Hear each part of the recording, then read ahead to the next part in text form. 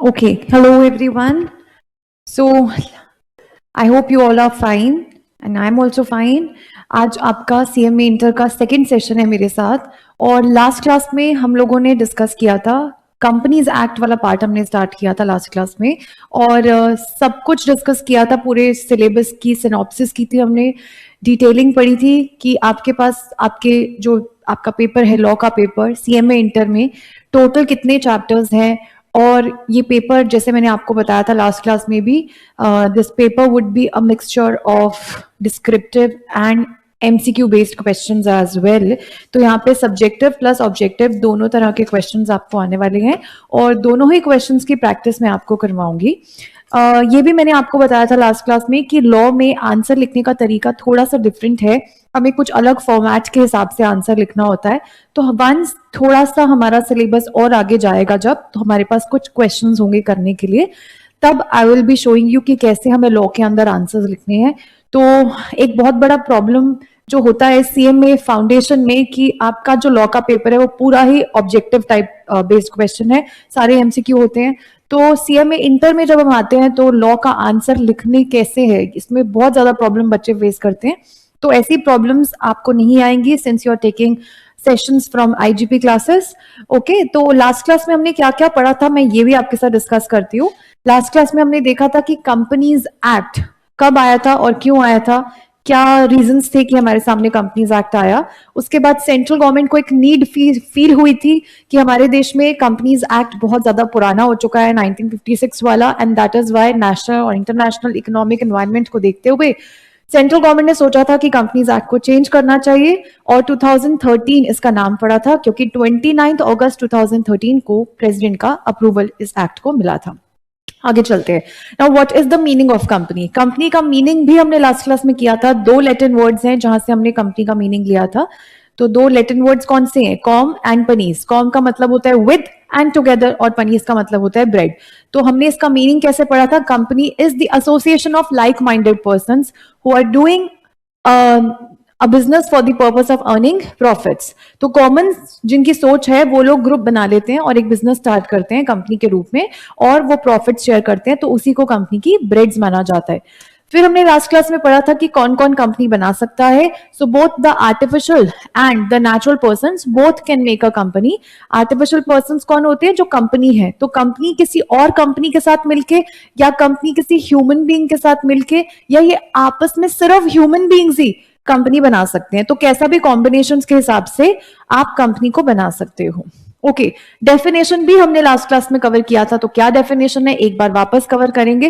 Definition of company लिखी हुई है सेक्शन 2 क्लॉज 20 में। मैंने आपको लास्ट क्लास में भी बताया था जब सेक्शन 2 की बात हो रही है कंपनीज एक्ट में तो इसको इंटरप्रिटेशन क्लॉज बोलते हैं। इसीलिए बच्चों सिर्फ सेक्शन 2 के अंदर जो लिखा होगा उसको आप क्लॉज बोलेंगे, लेकिन अदरवाइज कंपनीज एक्ट में सेक्शन 3, 4, 5 या कोई भी और सेक्शन हो उसके अंदर जो सबसे पहले ब्रैकेट में नंबर होता है आप उसको सब सेक्शन बोलते हो।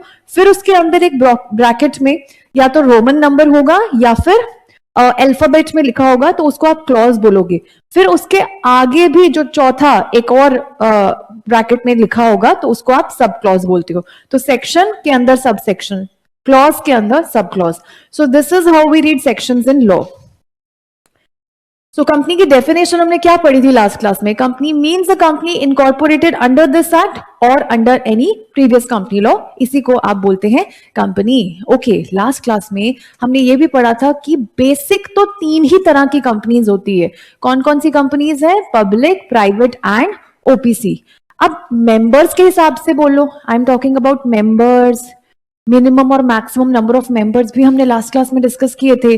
7 मिनिमम की बात करते हैं, 7 इन case of public, 2 in case of private and 1 in case of OPC, ये मिनिमम मेंबर्स होते हैं। और मैक्सिमम मेंबर्स की बात करें तो यहाँ पे इन्फिनाइट है, कोई लिमिट्स नहीं होती है। प्राइवेट कंपनी में 200 और OPC में मिनिमम भी 1 और मैक्सिमम भी 1 ही मेंबर होता है जो लोग कंपनी बनाते हैं। सो टाइप्स ऑफ कंपनी, तो सबसे बेसिक तरह की कंपनी हमने लास्ट क्लास में पढ़ी थी कि मेंबर्स के हिसाब से या बेसिक के हिसाब से अगर आप देखो तो we have 3 types of company, public, private and OPC। Private company की डेफिनेशन सेक्शन 2 क्लॉज 68 में गिवन है। तो बोला जाता है प्राइवेट कंपनी एक ऐसी कंपनी है जहां पे सिर्फ 2 ही पर्सन मिलके एक कंपनी बना सकते हैं और प्राइवेट कंपनी कैसे पता चलता है? आप खोलते हो उसके आर्टिकल्स ऑफ एसोसिएशन। ये क्या होता है? ये कंपनी की रूल बुक है। ये आज की क्लास में हम पढ़ेंगे जरूर कि आर्टिकल्स ऑफ एसोसिएशन क्या होता है। सो आर्टिकल्स ऑफ एसोसिएशन जो एक कंपनी चलाने के लिए उसके खुद के ही रूल्स एंड रेगुलेशंस होते हैं जो फॉलो करते हैं कंपनीज एक्ट 2013 को। लेकिन हर एक कंपनी के आर्टिकल्स दूसरी कंपनी के आर्टिकल से अलग हो सकते हैं।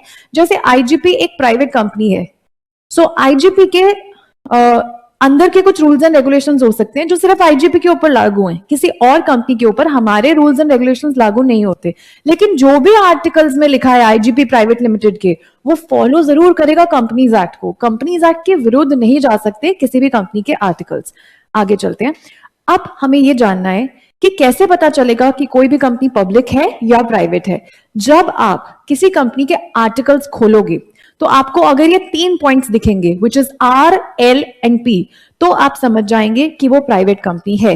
R, L and P। तो R से हमने क्या पढ़ा था? R से हमने पढ़ा था रिस्ट्रिक्शन। ध्यान से सुनेंगे वापस से एक और बार, आज लास्ट क्लास की एक बार रिविजन कर रहे हैं। प्राइवेट कंपनी के शेयर्स बहुत आसानी से आप ट्रांसफर नहीं कर सकते। प्राइवेट कंपनी सिर्फ एक ही जगह पे अपने शेयर्स ट्रांसफर करने के लिए रिस्ट्रिक्शंस डाल सकती है, और वो है प्राइवेट कंपनी के आर्टिकल्स। ध्यान से सुनना, अगर प्राइवेट कंपनी किसी और अग्रीमेंट के थ्रू कोई भी रिस्ट्रिक्शंस डालने लगेगी तो वो रिस्ट्रिक्शंस अलाउड नहीं है। या प्राइवेट कंपनी जब शेयर्स इशू कर रही है तो उन किसी भी डॉक्यूमेंट में अगर कोई रिस्ट्रिक्शन डाले शेयर ट्रांसफर करने के लिए तो वो रिस्ट्रिक्शंस माननीय नहीं होती हैं। सिर्फ प्राइवेट कंपनी रिस्ट्रिक्शंस डाल सकती है अपनी रूल बुक में, यानी कि आर्टिकल्स ऑफ एसोसिएशन में जो रिस्ट्रिक्शंस डाली है, सिर्फ उन्हीं रिस्ट्रिक्शंस को फॉलो करके ही प्राइवेट कंपनी के शेयर होल्डर्स शेयर ट्रांसफर कर सकते हैं। तो इससे एक शेयर होल्डर को भी पता चल जाता है कि अगर आपने प्राइवेट कंपनी के शेयर्स लिए हैं तो आप ऐसे ही किसी पर्सन को ट्रांसफर नहीं कर सकते। आपको चेक करना पड़ेगा प्राइवेट कंपनी ने क्या रूल्स एंड रेगुलेशंस लगाए हैं, उनको फॉलो करने के बाद ही आप ट्रांसफर कर सकते हो।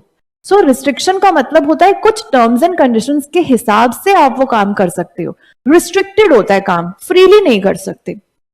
ओके, सो ऐसे ही अब अगर हम देखें, इन्विटेशन के पॉइंट पे भी एक प्रोहिबिशन डाला हुआ है प्राइवेट कंपनी ने। इन्विटेशन मतलब जब ये शेयर सब्सक्राइब करने के लिए लोगों को इनवाइट करती है तो प्राइवेटली करेगी, और उस प्रोसेस का नाम मैंने आपके साथ डिस्कस किया था लास्ट क्लास में। उस प्रोसेस को बोलते हैं प्राइवेट प्लेसमेंट। इसका मतलब प्राइवेट कंपनी को जब भी अपने शेयर होल्डर्स को शेयर्स इशू करने हैं तो जनता में, पब्लिक में जोरों शोरों से ना तो एडवर्टीजमेंट्स कर सकते हैं ना अनाउंसमेंट्स कर सकते हैं। सिर्फ प्राइवेट प्लेसमेंट के प्रोसेस से ही प्राइवेट कंपनी अपने शेयर्स को इशू कर सकती है। दूसरा पॉइंट, सेकंड पॉइंट जो हमने अभी छोड़ा है, let's discuss that. Private company के आर्टिकल्स में एल से लिमिटेशन भी होता है। किस चीज का लिमिटेशन होता है? प्राइवेट कंपनी के मैक्सिमम नंबर ऑफ मेंबर्स होंगे सिर्फ 200, यानी कि 200 से ज्यादा मेंबर्स जो शेयर होल्डर्स हैं वो नहीं हो सकते। लेकिन अगर आप एक example low, Flipkart is a private company, इसके हो सकते हैं बहुत सारे एम्प्लॉयज, और उन एम्प्लॉयज को अगर प्राइवेट कंपनी ने अपने एम्प्लॉयज को खुश करने के लिए ESOS या ESOP जैसे ऑप्शंस दिए, अपने एम्प्लॉयज को स्टॉक दिया, शेयर्स दिए, तो वो भी आपके शेयर होल्डर्स बन जाएंगे। तो क्या उनको 200 की लिमिट में काउंट करोगे? फॉर एग्जाम्पल प्राइवेट कंपनी के 1000 से ऊपर एम्प्लॉयज हैं, अगर उन 1000 से ऊपर एम्प्लॉयज को शेयर्स दे दिए ESOP या ESOC से, यानी कि स्कीम से, तो फिर ये 1000 शेयर होल्डर्स हो गए। लेकिन हमें तो सिर्फ 200 ही लेने हैं, इसीलिए इसका एक रूल है कैसे प्राइवेट कंपनी में ये 200 की लिमिट को आप कैलकुलेट करते हो। प्राइवेट कंपनी में when you have to calculate the limit of 200 total members, तो फर्स्ट रूल ये बोलता है कि अगर कोई भी लोग जॉइंटली शेयर्स खरीद रहे हैं, 2 या 2 से ज्यादा लोग मिलके एक ही शेयर खरीद रहे हैं, तो उनको प्राइवेट कंपनी में सिंगल मेंबर ही ट्रीट किया जाता है, उनको अलग अलग मेंबर्स ट्रीट नहीं कर सकते। एग्जाम्पल, मिस्टर एक्स और मिस्टर वाई, ये 2 पर्सन हैं, मिस्टर एक्स और मिस्टर वाई। ये दोनों कहते हैं हम तो मिलके एक 100 रुपए का शेयर लेंगे एबीसी प्राइवेट लिमिटेड में। एबीसी प्राइवेट लिमिटेड में एक्स और वाई 100 रुपए का एक ही शेयर है, जिसमें से एक्स बोलता है मैं 60 रुपीज पे करूंगा और वाई बोलता है मैं 40 रुपीज पे करूंगा। लेकिन ये प्राइवेट कंपनी का शेयर ले रहे हैं, तो दो या दो से ज्यादा जो शेयर लोग खरीदते हैं लोग, उनको हम बोलते हैं joint share holders. Private company में जॉइंट शेयर होल्डर्स बनोगे तो आपको एक ही मेंबर ट्रीट किया जाएगा, भले आप एक्स और वाई हो, लेकिन हम अपने रजिस्टर्स में एक ही बंदे का नाम लिखेंगे। अब वो नाम किसका लिखेंगे?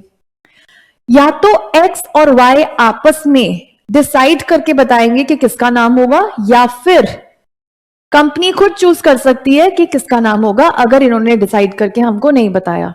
तो बच्चे कभी कभी एक मिथ लेते हैं कि हमेशा उसी का नाम आएगा जिसने ज्यादा अमाउंट पे किया है। ऐसा कोई रूल भी नहीं होता है, ठीक है।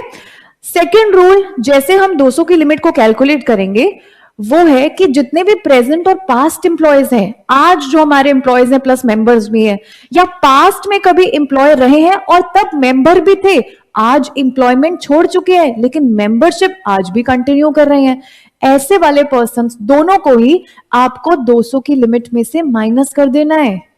फॉर एग्जाम्पल, मिस्टर जॉन जो आज एक प्राइवेट कंपनी के एम्प्लॉय हैं, आज प्रेजेंटली जब एम्प्लॉय है, साथ ही उनको कंपनी ने शेयर्स भी दे दिए, तो क्या इनको मेंबर की लिमिट में मानोगे कि मेंबर भी है, शेयर होल्डर भी है? 200 की लिमिट में मानोगे इन्हें? प्राइवेट कंपनी में नहीं मान सकते, क्योंकि इनके ऊपर एम्प्लॉय का टैग लगा हुआ है आज की डेट में। ऐसे ही जो पास्ट एम्प्लॉयज हैं, जैसे हम बात करेंगे मिस्टर राम की, मिस्टर राम 5 साल पहले, 5 years अगो हमारी कंपनी के थे एक एम्प्लॉय, बहुत अच्छे एम्प्लॉय थे, साथ ही साथ इतना अच्छा एम्प्लॉय होने की वजह से कंपनी ने इनको कुछ फ्री में शेयर्स भी इश्यू कर दिए, बोनस शेयर्स, तो ये बन गए थे हमारी कंपनी के मेंबर भी। लेकिन आज की डेट में ये हमारी जॉब छोड़ चुके हैं, कंपनी से एम्प्लॉय नहीं है, लेकिन जो शेयर कंपनी ने इनको बोनस शेयर दिया था वो आज भी है इनके पास। तो क्या आज एम्प्लॉय का टैग हटने के बाद इनको 200 की लिमिट में गिनने लगोगे? द आंसर इज नो, क्योंकि कभी ना कभी ये हमारी कंपनी के एम्प्लॉय थे।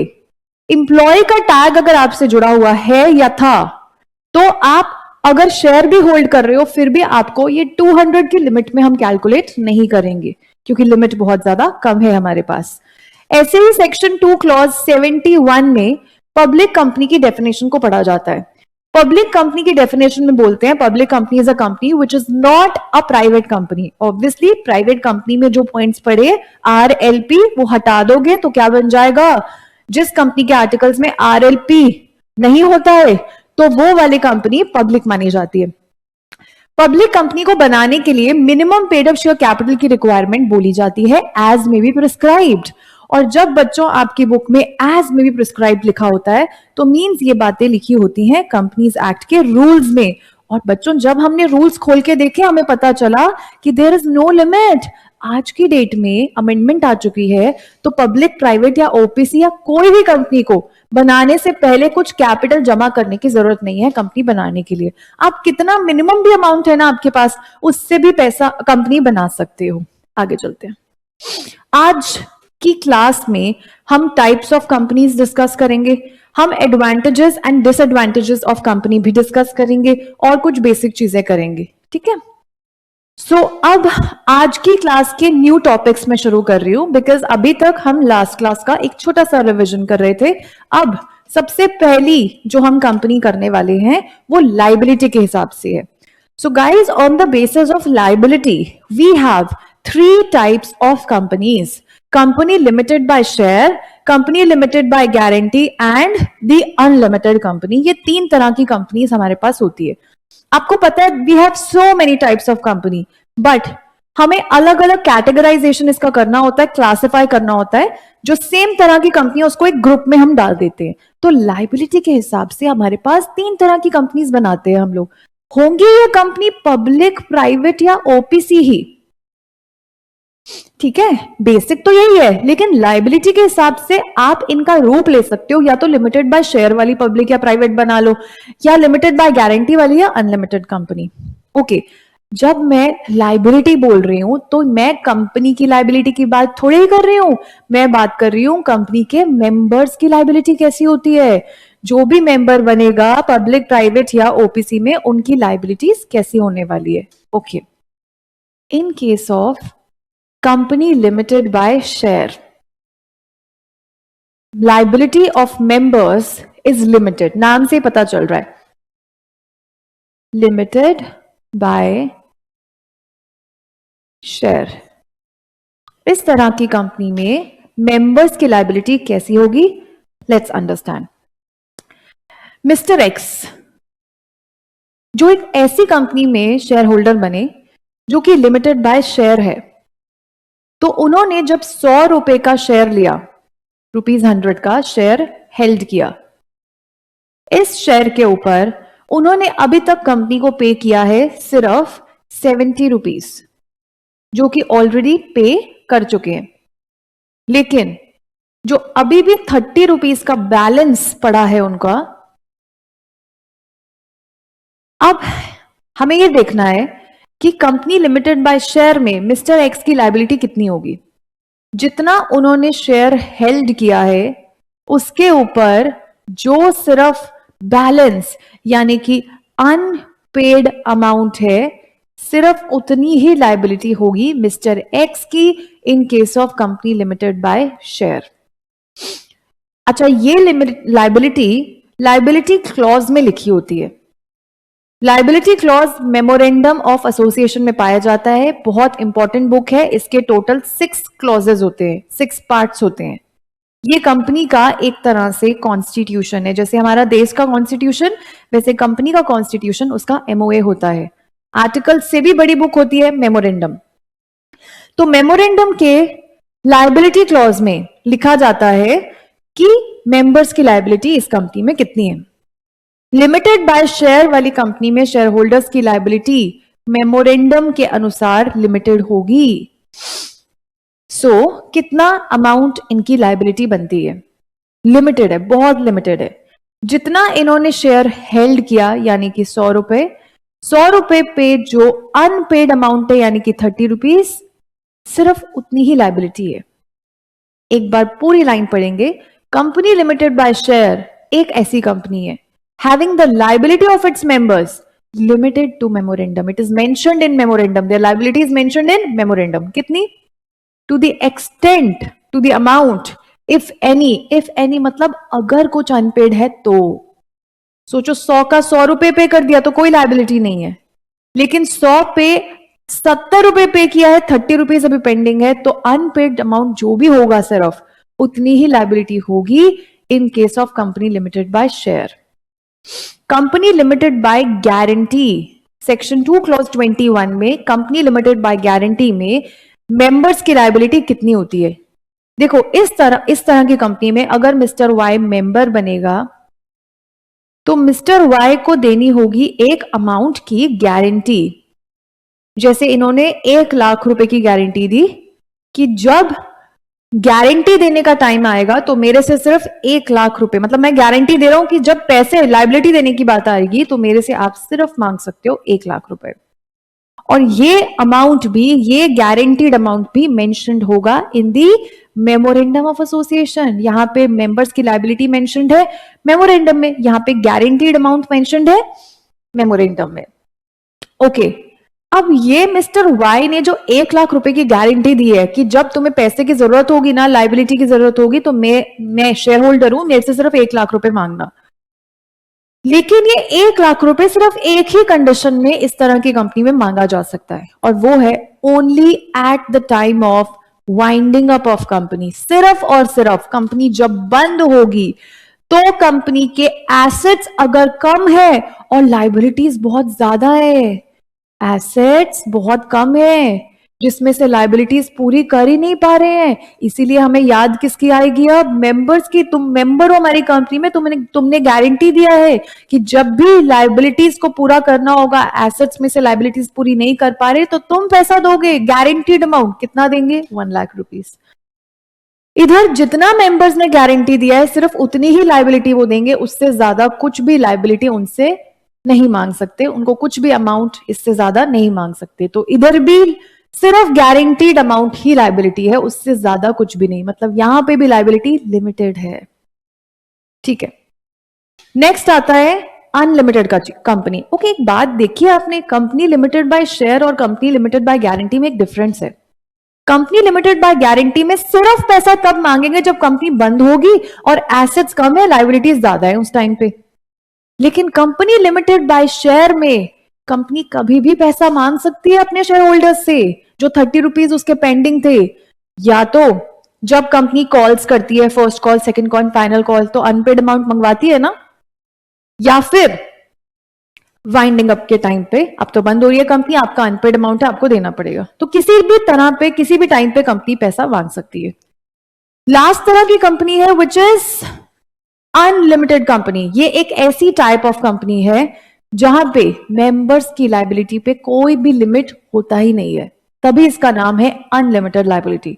सोचो मिस्टर जेड अगर एक मेंबर बनेंगे अनलिमिटेड कंपनी के, और उनका उस कंपनी में शेयर स्टेक कितना है, 10 लाख रुपए, तो 10 लाख रुपए जो कंपनी में स्टेक है वो तो मांगेगी ही मांगेगी कंपनी इनसे, लेकिन कंपनी के एसेट्स अभी भी कम है और पैसा चाहिए कंपनी की लायबिलिटीज पूरा करने के लिए, तो 10 लाख तो देना ही पड़ेगा मिस्टर जेड को। इसके अलावा पर्सनल चीजें भी देनी पड़ेंगी, जैसे खुद का पर्सनल घर, गाड़ी, बंगला, सब कुछ देना पड़ सकता है in case of unlimited liability.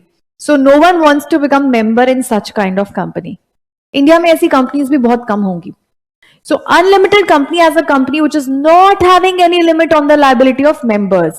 So याद रखना, जब आप limited liability वाला एक फीचर पढ़ रहे हो कंपनी का, तो कंपनी की लाइबिलिटी ना पढ़ते हुए हम मेंबर्स की लाइबिलिटी पढ़ते हैं। कंपनी की लाइबिलिटी होती है अनलिमिटेड, लेकिन कंपनी में जो मेंबर बनेगा उनकी लाइबिलिटी होती है limited, limited by share, limited by guarantee and unlimited company. So on the basis of liability, we have covered 3 types of company. Now we are moving towards on the basis of listing of shares. Listing के हिसाब से हमारे पास 2 तरह की companies है, listed company and unlisted company. देखो, listed company का एक कॉन्सेप्ट समझेंगे। एक कंपनी है एबीसी लिमिटेड। अगर एबीसी लिमिटेड फर्स्ट बार यानी कि फर्स्ट टाइम शेयर्स इशू करती है मार्केट में, तो उसको हम आईपीओ बोल सकते हैं। ओ एक सेकेंड, इसको हम क्या बोल सकते हैं, आईपीओ। एबीसी लिमिटेड अगर मार्केट में शेयर्स इशू करती है, फर्स्ट टाइम अगर कर रही है, तो वी कैन से इन्होंने किया है IPO, initial public offering. IPO करने के बाद ये कंपनी एलिजिबल हो जाती है अपने आप को किसी अच्छे से स्टॉक एक्सचेंज में, एनएससी या बीएससी, हमारे देश के 2 सबसे बड़े स्टॉक एक्सचेंज है, रिकॉग्नाइज्ड स्टॉक एक्सचेंज है, वी कैन से ये दोनों है रिकॉग्नाइज्ड स्टॉक एक्सचेंज। इन दोनों में लिस्ट कराने के लिए वो कंपनी हो जाती है एक एलिजिबल कंपनी आईपीओ करने के बाद। एंड प्लीज याद रखना, एक पब्लिक कंपनी ही सिर्फ जिसके नाम के पीछे लिमिटेड वर्ड लिखा है, सिर्फ वो ही अपने आप को एनएससी या बीएससी में लिस्ट करा सकती है। प्राइवेट कंपनी स्टॉक एक्सचेंजेस में डील नहीं करेंगी। सो पब्लिक कंपनी ने आईपीओ करने के बाद अपने आप को लिस्ट करा लिया है, मतलब अपनी शेयर्स से रिलेटेड सारी इंफॉर्मेशन दर्ज करवा ली होंगी एनएससी और बीएससी में, या फिर बीएससी, दोनों में से किसी में भी।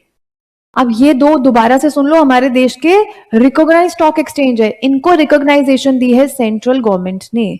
अगर किसी और भी स्टॉक एक्सचेंज को रिकॉग्नाइजेशन चाहिए तो वो सेंट्रल गवर्नमेंट को एक एप्लीकेशन भर के अपने स्टॉक एक्सचेंज को रिकॉग्नाइज बना सकते हैं। किसी भी नॉर्मल स्टॉक एक्सचेंज में लिस्ट कराएंगी ये कंपनीज, तो वो लिस्टेड कंपनी नहीं होंगी, सिर्फ रिकॉग्नाइज्ड स्टॉक एक्सचेंज में लिस्ट कराने के बाद ही आपकी कंपनी बनती है एक लिस्टेड कंपनी, और वो कंपनी हमेशा एक पब्लिक कंपनी होनी चाहिए। So whenever a company lists its shares in the recognised stock exchange, may be NSC और बीएससी, तो उस पब्लिक कंपनी का कुछ एक टैग मिल जाता है लिस्टेड कंपनी का। अब एनएससी और बीएससी की हेल्प से ये लाखों करोड़ों लोगों को शेयर्स इशू कर सकते हैं। तो एनएससी एक तरह का मीडियोकर हो गया कंपनी और इन्वेस्टर्स के बीच का। इन्वेस्टर्स ढूंढेंगे कंपनीज के ऑप्शंस एनएससी या बीएससी पे आके, जिन कंपनीज ने अपने आप को लिस्ट कराया हुआ है, जो शेयर्स इशू करती हैं, और कंपनीज को भी इन्वेस्टर्स को खुद से ढूंढना नहीं पड़ेगा। एनएससी और बीएससी की हेल्प से कंपनी को मिल जाएंगे इन्वेस्टर्स, और इन्वेस्टर्स को मिल जाएंगी कंपनीज जहां पे वो शेयर्स इन्वेस्ट करके अच्छे खासे रिटर्न्स कमा सकते हैं। ठीक है, तो जिस भी पब्लिक कंपनी ने अपनी लिस्टिंग करा ली है देश के किसी बड़े रिकॉग्नाइज्ड स्टॉक एक्सचेंज में, लिख लेना अपनी बुक्स में, या तो एनएससी या बीएससी, तो आप उसे बोलेंगे एक लिस्टेड कंपनी। एंड याद रखना please, once again I am telling you, only a public company can be recognised as a listed company. ये लिखा है सेक्शन 2 क्लॉज 52 में, लिस्टेड कंपनी।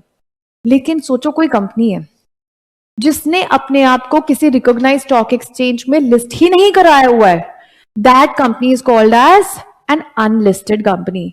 जिसके शेयर्स लिस्टेड नहीं है किसी भी स्टॉक एक्सचेंज में, उसको हम बोलेंगे एक unlisted company. Okay, now the next category, government interference के हिसाब से एक और कैटेगरी, एक और क्लासिफिकेशन, अलग तरह की कंपनीज हैं। अब गवर्नमेंट कंट्रोल के हिसाब से again we have two types of company, government company and non government company. देखो गवर्नमेंट का कितना कंट्रोल है आपकी कंपनी के ऊपर, या फिर गवर्नमेंट कितना इंटरफेयर कर पा रही है, या ये बोलो कि गवर्नमेंट ने कितने शेयर्स लिए हैं, उस हिसाब से again we have two types of company, government company and the non government company. अब इसका कॉन्सेप्ट समझेंगे, बहुत ही प्यारा कॉन्सेप्ट है। सोचो किसी भी कंपनी में सेक्शन 2 क्लॉज 45 के अकॉर्डिंग किसी भी कंपनी में गवर्नमेंट ने कम से कम आई विल सी एटलीस्ट 51%, अगर मैं लॉ में एटलीस्ट वर्ड बोलूंगी या फिर नॉट लेस देन, तो बात एक ही है। एटलीस्ट मतलब कम से कम 51% तो होना ही चाहिए, और नॉट लेस देन मतलब इससे कम ना हो, 51% तो होना ही चाहिए। तो मतलब तो सेम है ना। तो अगर किसी भी कंपनी में यानी कि एबीसी लिमिटेड में गवर्नमेंट ने कम से कम 51% शेयर्स ले लिए हैं, तो वो कंपनी को एक टैग मिल जाता है which is government company. Government company कहलाएगी वो, पब्लिक कंपनी। अब सवाल ये है कि कौन सी वाली गवर्नमेंट कम से कम 51% शेयर ले? कौन सी गवर्नमेंट? हमारे देश की डुअल गवर्नमेंट है, या तो सेंट्रल गवर्नमेंट सिर्फ 51% शेयर या उससे ज्यादा ले रही है, या फिर कोई एक स्टेट गवर्नमेंट यानी कि हरियाणा की गवर्नमेंट के साथ मिलके कोई दूसरी गवर्नमेंट भी हो सकती है, या तो अकेले हरियाणा की गवर्नमेंट या हरियाणा या फिर महाराष्ट्र की गवर्नमेंट मिलके भी, या कोई कितनी भी स्टेट गवर्नमेंट्स मिलके कम से कम 51% या उससे ज्यादा शेयर ले ले। या फिर तीसरा कॉम्बिनेशन सुनना, सेंट्रल गवर्नमेंट के साथ कोई स्टेट गवर्नमेंट या कितनी भी स्टेट गवर्नमेंट्स कम से कम 51% शेयर्स या उससे ज्यादा शेयर्स ले ले, तो वो कंपनी बन जाती है एक गवर्नमेंट कंपनी। सी, आपको एक टैग चाहिए। तो अगर गवर्नमेंट आपकी कंपनी में शेयर ले रही है तो वो बहुत सारे रूल्स एंड रेगुलेशंस लगा सकती है, आपकी कंपनी को कंट्रोल कर सकती है, आपकी कंपनी को इंटरफेयर कर सकती है, क्योंकि गवर्नमेंट ने मोर देन 50 एटलीस्ट 51% शेयर्स ले लिए हैं, तो 50 से ज्यादा है भाई, गवर्नमेंट की चलेगी अब। तो ऐसा हम पढ़ते हैं गवर्नमेंट कंपनी में, it is a company in which not less than 51%, guys 50% लिख कर आओगे तो आपका आंसर होगा गलत। At least 51% of the paid up share capital is held by the central government और एनी स्टेट गवर्नमेंट और गवर्नमेंट्स, और partly by the central government, और पार्टली मतलब थोड़ा सा स्टेट गवर्नमेंट और थोड़ा सा सेंट्रल गवर्नमेंट, इनका कॉम्बिनेशन जो मैंने लास्ट में लिखवाया है। दोबारा से मैं आपको एक चीज रिमाइंड करवा रही हूं कि लास्ट क्लास में मैंने आपको बताया था कि आप जब मेरे साथ पढ़ रहे हो तो एक कॉपी अपनी अलग से लगा सकते हो, जो लगानी जरूरी भी है। लॉ की अलग से आप रजिस्टर इसीलिए लगाएंगे क्योंकि क्लास में कभी कभी मैं कुछ एग्जाम्पल्स लिखती हूँ। जब आप रिवाइज कर रहे हो ऐसे एग्जाम्पल्स आप साथ में पढ़ोगे तो आपको और लंबे समय तक वो लॉ का जो पढ़ा हुआ कॉन्सेप्ट है याद रहेगा। सो मेक श्योर आपकी एक सेपरेट लॉ की रजिस्टर होनी चाहिए जब आप मेरी क्लासेस वॉच कर रहे हो। आगे, non government company. Non government company एक ऐसी कंपनी है जहां पे कोई भी गवर्नमेंट ने, ईदर ऑफ द गवर्नमेंट ने इतना भी पेड अप शेयर कैपिटल लिया ही नहीं है, ना तो सेंट्रल गवर्नमेंट ने, ना स्टेट गवर्नमेंट ने, ना दोनों ने मिलके कोई भी शेयर कैपिटल नहीं लिया हुआ है किसी कंपनी में, तो उस कंपनी को बोल सकते हो ये तो भाई गवर्नमेंट का शेयर ही नहीं है यहाँ पे, तो नॉन गवर्नमेंट कंपनी। लेकिन अगर गवर्नमेंट ने कम से कम 51% शेयर ले लिया तो वो कंपनी बन जाती है एक गवर्नमेंट कंपनी। अब एक एग्जांपल है आपके सामने, एक्स इंडस्ट्रीज लिमिटेड। आपको बताना है ये कंपनी गवर्नमेंट कंपनी है या नहीं है। एक्स इंडस्ट्रीज लिमिटेड का केस है। तो एक्स इंडस्ट्रीज लिमिटेड के पास 25% शेयर होल्डिंग सेंट्रल गवर्नमेंट की है, 10% share holding government of Maharashtra state government हो गया, and 15% share holding central government की है। तो आप मुझे बताइए क्या ये गवर्नमेंट कंपनी हुई? नो, क्योंकि अगर आप 25 प्लस 15 प्लस 10 करते हो तो एटलीस्ट 51% तो बन ही नहीं रहा है, ये बना है हमारा 50%। तो 50% 51% से कम है ना, हमने बोला था नॉट लेस देन 51%, तो this company is not a government company, क्योंकि 50% शेयर लेके गवर्नमेंट कंपनी नहीं कहला जा सकती, एटलीस्ट 51% तो होना ही चाहिए। अब हम नेक्स्ट टाइप ऑफ कंपनी कर रहे हैं on the basis of control. Guys this is really very important, तो जब आप ये पढ़ रहे हो बहुत ध्यान से पढ़ेंगे मेरे साथ, क्योंकि इसमें आपके कुछ प्रैक्टिकल क्वेश्चंस भी आ सकते हैं, तो आपको पूरी कैलकुलेशंस, पूरी लैंग्वेज को बहुत अच्छे से मेरे साथ समझना होगा। चलिए, on the basis of control हमारे पास जो कंपनीज हैं वो दो तरह की कंपनीज है, holding company and subsidiary company. ये कॉन्सेप्ट हम यहां पे इस शीट पे समझने वाले हैं, फिर हम आगे की स्लाइड पे चल रहे हैं। सी, होल्डिंग कंपनी कैसी कंपनी है? जब हम होल्डिंग कंपनी की डेफिनेशन पढ़ते हैं तो हमें एग्जैक्टली समझ नहीं आती है कि क्या है होल्डिंग कंपनी। उसके लिए एनी हाउ आपको पढ़ना ही पड़ता है सब्सिडरी कंपनी को। ओके, तो होल्डिंग कंपनी की डेफिनेशन में देखिए हमें सिर्फ इतना बताया हुआ है कि होल्डिंग और सब्सिडरी का रिश्ता क्या है। आपको पता है इन दोनों का खास रिश्ता है, ये दोनों बहनें हैं। होल्डिंग कंपनी के रिलेशन में जब दूसरी कंपनी का नाम आता है तो सब्सिडरी बोलते हो, और सब्सिडरी कंपनी का रिलेशन में जब किसी और का नाम आता है तो आप होल्डिंग बोलते हो। याद रखना इन दोनों का ही सिर्फ रिश्ता है, किसी और कंपनी को इसके साथ मत जोड़ना। सो जब हम होल्डिंग कंपनी की डेफिनेशन सेक्शन 2 क्लॉज 46 में पढ़ते हैं तो हमें सिर्फ इतना बताया हुआ है, होल्डिंग कंपनी का रिश्ता किसके साथ है? किसी दूसरी कंपनी का नाम, जिसका नाम है subsidiary.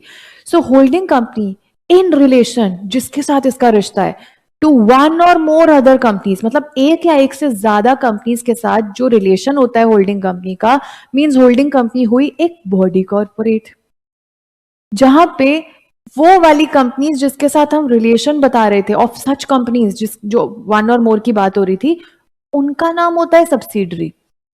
See, I told you, जब हम होल्डिंग कंपनी की डेफिनेशन पढ़ते हैं सिर्फ रिलेशन बताया हुआ है, but to understand this concept we have to cover what is subsidiary company. Okay, so as per section 2 clause 46, holding company in relation to one or other company means a company of which such companies are subsidiaries. Holding company किसी दूसरी company के relation में एक ऐसी company है जिनकी वो दोनों कंपनी जिसकी बात कर रहे थे ना, वो सब्सिडरी है। Now what is this concept of body corporate? क्या है इसका कॉन्सेप्ट? Let's understand. यहीं पे आपकी रजिस्टर्स खुल जाने चाहिए मेरे साथ, और अब आप नोट करोगे मेरे सामने, सॉरी मैं आपको नोट करवाने वाली हूं कि क्या होती है एक बॉडी कॉर्पोरेट। प्लीज आप साथ साथ ऐसे कॉन्सेप्ट्स अपने रजिस्टर में नोट करते जाएंगे। सो बॉडी कॉर्पोरेट क्या है? देखो, बॉडी कॉर्पोरेट और कंपनी में क्या डिफरेंस है समझेंगे।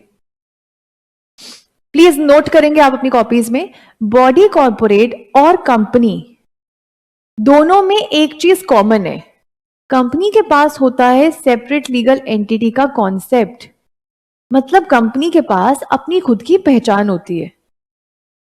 ऐसे ही बॉडी कॉर्पोरेट के पास भी सेपरेट लीगल एंटिटी का एक कॉन्सेप्ट है। ये दोनों चीजें इन दोनों में है कॉमन। आगे पढ़ते हैं।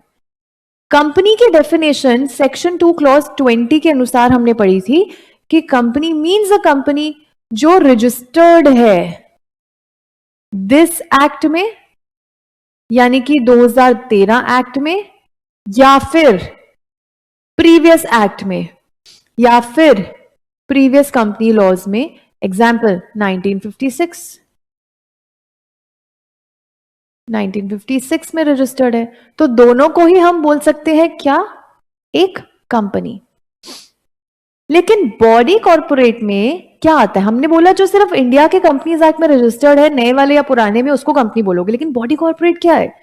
बॉडी कॉर्पोरेट में आती है कोई कंपनी जो इंडिया में रजिस्टर्ड है, यानी कि ये सारी कंपनीज इंडिया की बॉडी कॉर्पोरेट हैं।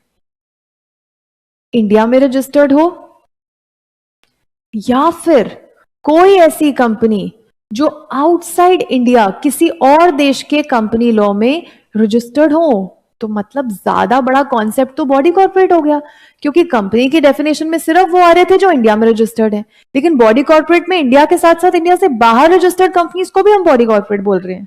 ओके, लेकिन दोनों में एक चीज कॉमन है, separate legal entity. Plus company के डेफिनेशन में लिमिटेड लायबिलिटी पार्टनरशिप नहीं आता है, अनदर फॉर्म ऑफ बिजनेस, लेकिन बॉडी कॉर्पोरेट की डेफिनेशन में हम इंक्लूड करते हैं एलएलपी को। एलएलपी इन इंडिया या फिर एलएलपी आउटसाइड इंडिया, ये दोनों ही क्या है, बॉडी कॉर्पोरेट, क्योंकि एलएलपी के पास भी सेपरेट लीगल एंटिटी का एक कॉन्सेप्ट होता है।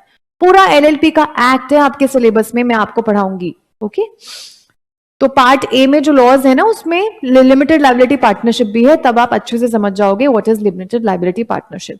तो इन सभी को हम बॉडी कॉर्पोरेट बोल सकते हैं। तो we can say body corporate का कॉन्सेप्ट बहुत ज्यादा बड़ा है, ब्रॉड है as compare to just company, उसका स्कोप थोड़ा नैरो है।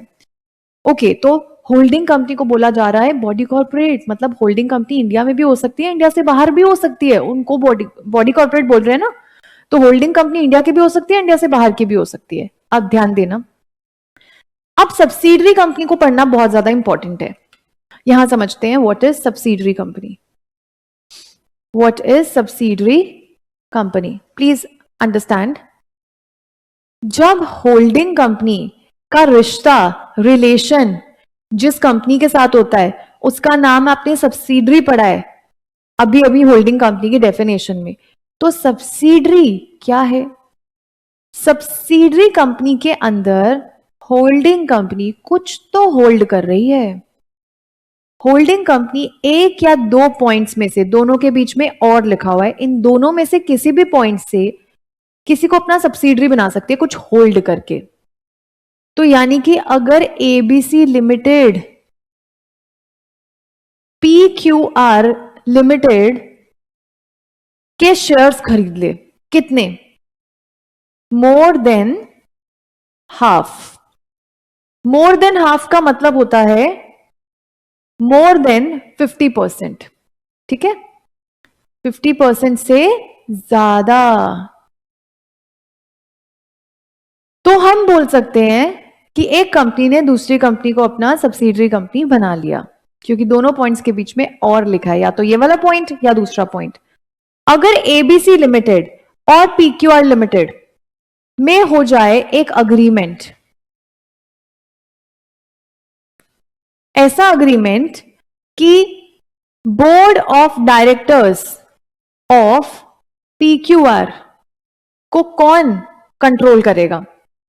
ABC limited. एबीसी लिमिटेड अगर PQR लिमिटेड के बोर्ड ऑफ डायरेक्टर्स की कॉम्पोजिशन को कंट्रोल करने लगे, अब ये कॉम्पोजिशन क्या होता है? अपॉइंट करना या रिमूव करना। मतलब PQR के डायरेक्टर्स को अपॉइंट और रिमूव करने की पावर एबीसी के पास है, तो होल्ड कर पा रही है ना एबीसी PQR को, डायरेक्टर्स को निकाल के या रख के।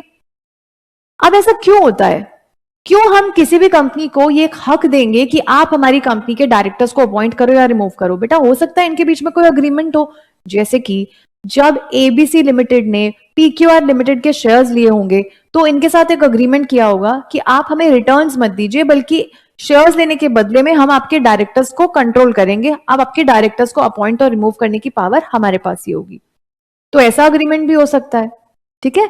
सो दोनों में से किसी भी पॉइंट से हम बोल सकते हैं कि एक कंपनी होल्डिंग हो गई और दूसरी सब्सिडरी। दोबारा से, सब्सिडरी कंपनी के साथ जिस बॉडी कॉर्पोरेट का रिलेशन होता है, तो वहां पे वो होल्डिंग कंपनी, बॉडी कॉर्पोरेट को बोल रहे हैं होल्डिंग कंपनी, एक ऐसी कंपनी होती है जहां पे बोर्ड ऑफ डायरेक्टर्स की कॉम्पोजिशन संभालती है, या तो होल्डिंग कंपनी, तो सब्सिडरी बना लिया, या फिर एक होल्डिंग कंपनी ने, कब होल्डिंग कब बोलोगे आप उसको? जब एक कंपनी किसी दूसरी कंपनी के more than half of voting power, जो शेयर्स लेके आएंगे, मोर देन 50% शेयर्स ले लिए तो वोटिंग पावर आ गया ना, तो मोर देन 50% वोटिंग पावर ले लो, या फिर बोर्ड ऑफ डायरेक्टर्स के कॉम्पोजिशन को कंट्रोल कर लो। इन दोनों ही पॉइंट्स में से किसी भी पॉइंट में अगर एक भी पॉइंट सेटिस्फाई हो गया, तो आपने उस कंपनी को अपना सब्सिडरी बना लिया, क्योंकि आप कर रहे हो उन कंपनीज में कुछ ना कुछ hold.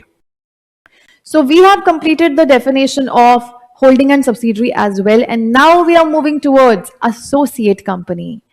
It is another company in front of you guys. Associate company का रिश्ता जिस दूसरी कंपनी के साथ होता है उसका नाम होता है another company. another company, उसका कोई नाम नहीं है, बस आप इसको बोलोगे another company. सो एसोसिएट कंपनी की डेफिनेशन सेक्शन 2 क्लॉज 6 के अनुसार क्या है? बच्चों, एसोसिएट कंपनी एक ऐसी कंपनी है जहां पे अनदर कंपनी का कुछ सिग्निफिकेंट इन्फ्लुएंस है. मतलब मेरी कंपनी का आपकी कंपनी में कुछ सिग्निफिकेंट इन्फ्लुएंस है, तो मेरी कंपनी ने आपको बना लिया है अपना एसोसिएट कंपनी. एबीसी लिमिटेड अगर सिग्निफिकेंट इन्फ्लुएंस ले ले पीक्यूआर लिमिटेड का, तो पीक्यूआर लिमिटेड को बना लिया है उसने अपना इन्फ्लुएंस करके एसोसिएट कंपनी. इन्फ्लुएंस करने के बाद आपने उसको बना लिया है एसोसिएट कंपनी. अब क्या होता है सिग्निफिकेंट इन्फ्लुएंस? इसके लिए भी 2 पॉइंट्स पढ़ने हैं और दोनों के बीच में लिखा है और. या तो पॉइंट नंबर 1 सेटिस्फाई कर लो या पॉइंट नंबर 2. तो अगर एबीसी लिमिटेड पीक्यूआर लिमिटेड में एटलीस्ट 20% वोटिंग पावर ले लेती है, मतलब मैंने तुम्हारी कंपनी में कम से कम 20% शेयर ले लिया, एटलीस्ट 20%, नॉट लेस देन 20%, तो मैंने आपको बना लिया अपना एसोसिएट.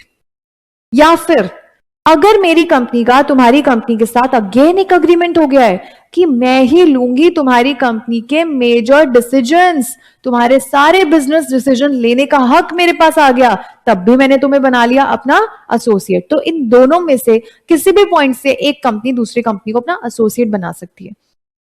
सो या तो 20% एटलीस्ट, बेटा 20 से कम नहीं होना चाहिए. अगर 19% है, 10% है, तो कोई एसोसिएट कंपनी आप बना सकते हो, लेकिन एटलीस्ट 20% वोटिंग पावर आ गया है और एक अग्रीमेंट साइन करके आप उनके बिजनेस डिसीजंस ले पा रहे हो या कंट्रोल ले पा रहे हो, तो आपने उनको बना लिया है अपना एसोसिएट. एक चीज और बहुत ज्यादा इंपॉर्टेंट है, एसोसिएट कंपनी की डेफिनेशन में आपको जॉइंट वेंचर्स भी लेने हैं. Joint ventures are also included in the definition of associate company. क्या होते हैं जॉइंट वेंचर्स? 2 या 2 से ज्यादा कंपनीज किसी कॉमन पर्पस के लिए मिल के काम करती हैं और जैसे वो पर्पस खत्म हो जाता है उनका जॉइंट वेंचर्स भी खत्म हो जाता है. तो एसोसिएट भी ऐसे होते हैं ना, जो हमारे एसोसिएट्स हैं, जो हमारे साथ में काम कर रहे हैं. तो कोई बिजनेस डिसीजन लेके हम उसके साथ काम कर रहे हैं for some period of time, या फिर हमने 20% शेयर लेके आपको अपना एसोसिएट कंपनी बना लिया है, तो किसी प्रोजेक्ट पे हम साथ में काम करेंगे. ठीक है, तो जॉइंट वेंचर्स जो एक अलग फॉर्म ऑफ बिजनेस है, उनको भी एसोसिएट कंपनी की डेफिनेशन में इंक्लूड किया गया है. मतलब joint ventures are also considered as associates. ठीक है, next, the next category is banking company and the foreign company. So banking company section 2 clause 9 के अनुसार क्या है? बेटा बैंकिंग कंपनी एक ऐसी कंपनी है जिसकी डेफिनेशन कंपनीज एक्ट नहीं दे रहा है आपको. कंपनीज एक्ट तो सिर्फ कॉपी कर रहा है, इनको बनाया जाता है इनके खुद के एक्ट में. बैंकिंग कंपनी का खुद का बाप है, खुद का लॉ होता है, खुद का एक्ट होता है जिसका नाम है बैंकिंग रेगुलेशन एक्ट 1949. सारी बैंकिंग कंपनीज को आप इसी लॉ के अंदर बनाते हो, ना कि कंपनीज एक्ट 2013 के अंदर. लेकिन है तो कंपनी ना, इसीलिए कंपनीज एक्ट ने उसकी एक डेफिनेशन दी है अपने खुद के सेक्शन 2 क्लॉज 9 में. तो 2 क्लॉज 9 के अनुसार बैंकिंग कंपनी एक वही कंपनी है जिसकी डेफिनेशन उनके खुद के एक्ट बैंकिंग रेगुलेशन एक्ट 1949 में उनके खुद के सेक्शन 5 क्लॉज सी में लिखा हुआ है. तो वही है बैंकिंग कंपनी जिनका बताया गया है उनके खुद के एक्ट में. अपनी खुद की डेफिनेशन कंपनीज एक्ट ने नहीं दी है आपको, इसकी डेफिनेशन बस रेफरेंस ले लिया है उनके खुद के एक्ट का. सो banking company is a company which is defined under section 2 clause 5 of their act, banking regulation act. बस इतनी डेफिनेशन है. नेक्स्ट आती है बच्चों फॉरेन कंपनी, सेक्शन 2 क्लॉज 42 के अंदर. अच्छा, some students ask me that whether it is important to learn sections in law और not. So I am telling you, अब आप इंटर लेवल पे आ चुके हो, it is damn important for you to learn sections. तो आप क्या करेंगे, जैसे ही कोई चैप्टर कंप्लीट होता जाता है आप उसके शॉर्ट नोट्स बना सकते हो. जैसे एक पेज ले लिया, एक स्टिकी नोट्स आते हैं या फिर वो ले लिया आपने, तो स्टिकी नोट्स पे आप क्या करेंगे, जैसे 2 क्लॉज 20 आपने पढ़ा है, फिर 2 क्लॉज 11 आपने पढ़ा है, 2 क्लॉज 45, 2 क्लॉज 68, 2 क्लॉज 71, तो ऐसे करके जो भी आप सेक्शंस पढ़ते जा रहे हो ना, उनको इंक्रीजिंग ऑर्डर में, पहले कौन सा आ रहा है, दूसरा कौन सा आ रहा है, एक ऐसे स्टिकी नोट्स में लिख लो। जैसे यहाँ पे 2 क्लॉज 20 में मैं लिख दूंगी कि ये कंपनी की डेफिनेशन है, 2 क्लॉज 11 में लिख दूंगी बॉडी कॉर्पोरेट है, 2 क्लॉज 75 में 71 में लिख दूंगी पब्लिक कंपनी की, प्राइवेट कंपनी की। तो ऐसे करके ना जो जो मैं पढ़ती जाऊंगी उसको इंक्रीजिंग ऑर्डर में एक स्टिकी नोट्स में लिखती जाऊंगी।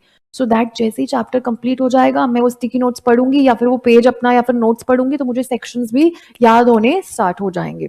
इट इज रियली इंपॉर्टेंट, क्योंकि अब आपको पेपर में लिखना भी है और ऑब्जेक्टिव क्वेश्चंस भी आएंगे।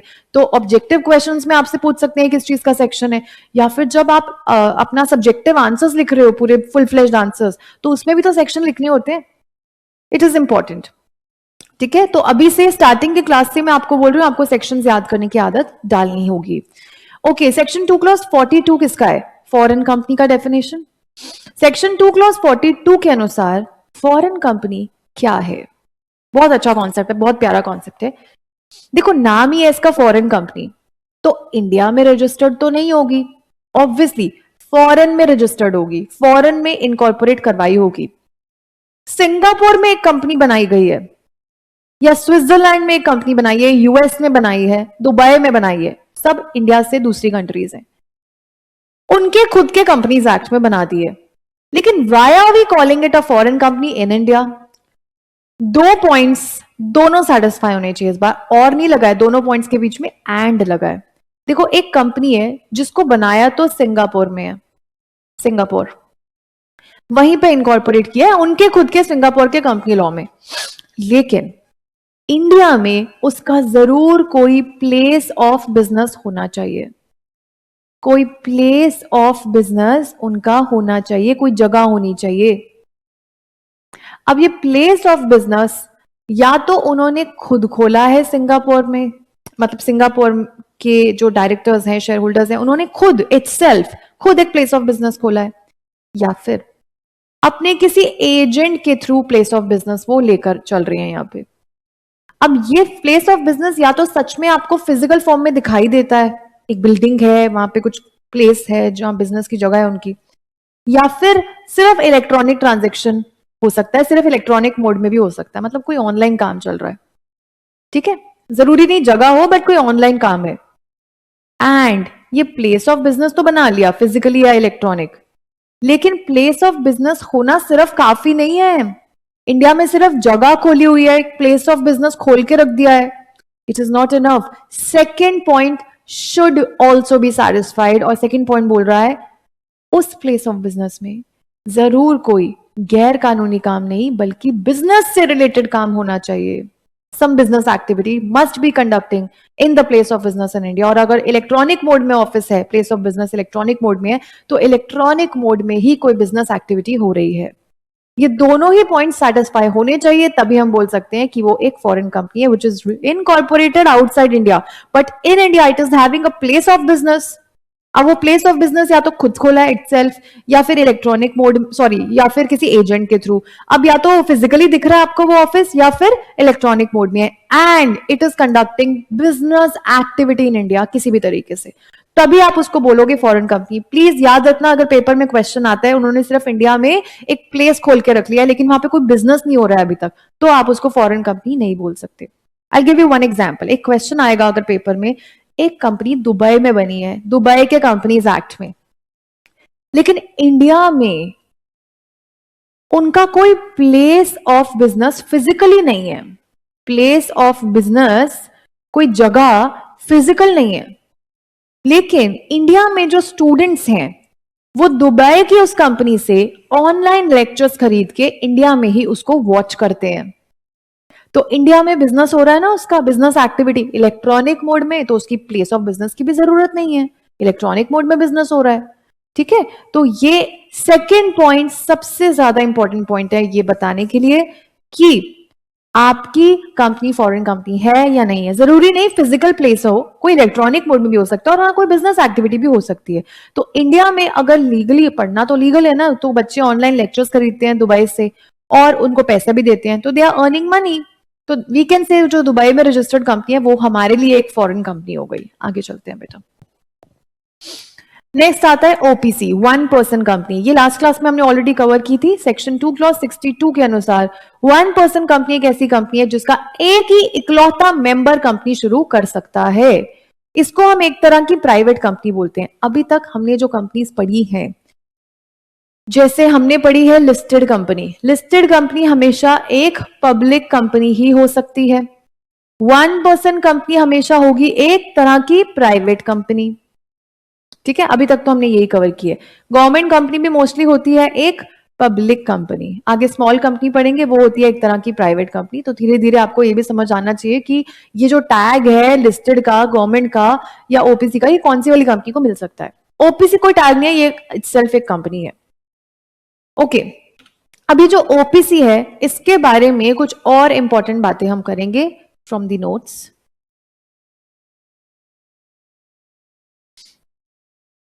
ओके, अब ये 1% कंपनी के बारे में जो आपने अभी अभी पढ़ा था कि इकलौता पर्सन भी कंपनी बना सकता है, इसके बेनिफिट्स क्या हैं, एक बार ये हम डिस्कस करते हैं।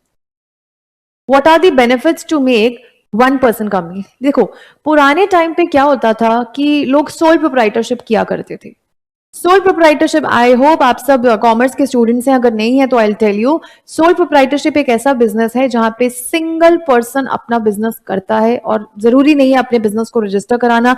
जितने भी प्रॉफिट्स होते हैं सब खुद कमाता है और लॉसेस भी खुद ही को बेयर करने पड़ते हैं। ऐसे बिजनेस को, सिंगल वाले जो बिजनेस होते हैं लोगों के, उनको हम बोलते हैं sole proprietorship. One man army होते हैं ना जो। लेकिन अब ये लोग डरते थे अपने बिजनेस को रजिस्टर कराने के लिए कंपनी फॉर्म में, क्योंकि कंपनी अगर बनानी है तो मिनिमम 2 लोग चाहिए थे। पहले के टाइम पे होती थी सिर्फ प्राइवेट या पब्लिक कंपनीज, लेकिन अब हमारे पास नया एक्ट है।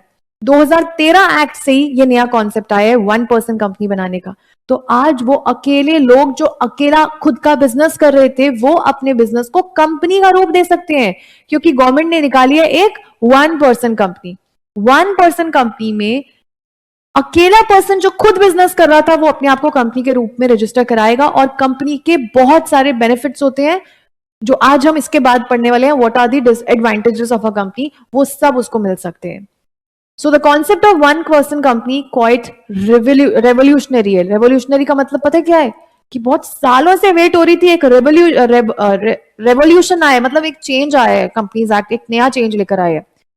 सो ये वो इंडिविजुअल्स को बेनिफिट देती है कंपनी बनाने का जो कि अकेले बिजनेस कर रहे हैं। देखिए क्या लिखा है, it gives the individual entrepreneurs, जो खुद का बिजनेस कर रहे थे उनको बेनिफिट मिल गया कंपनी का।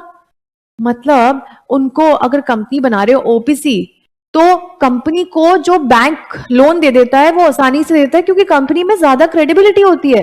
लेकिन आप अगर खुद का बिजनेस कर रहे हो तो आपको बैंक लोन नहीं दे रहा था, तो बैंक से क्रेडिट मिल जाएगा, बैंक लोन्स मिल जाएंगे, आपको बहुत बड़ी मार्केट मिल जाएगी, क्योंकि कंपनी सबसे ट्रस्टेड बिजनेस माना जाता है। कंपनी का मेंबर्स की लायबिलिटी कितनी है?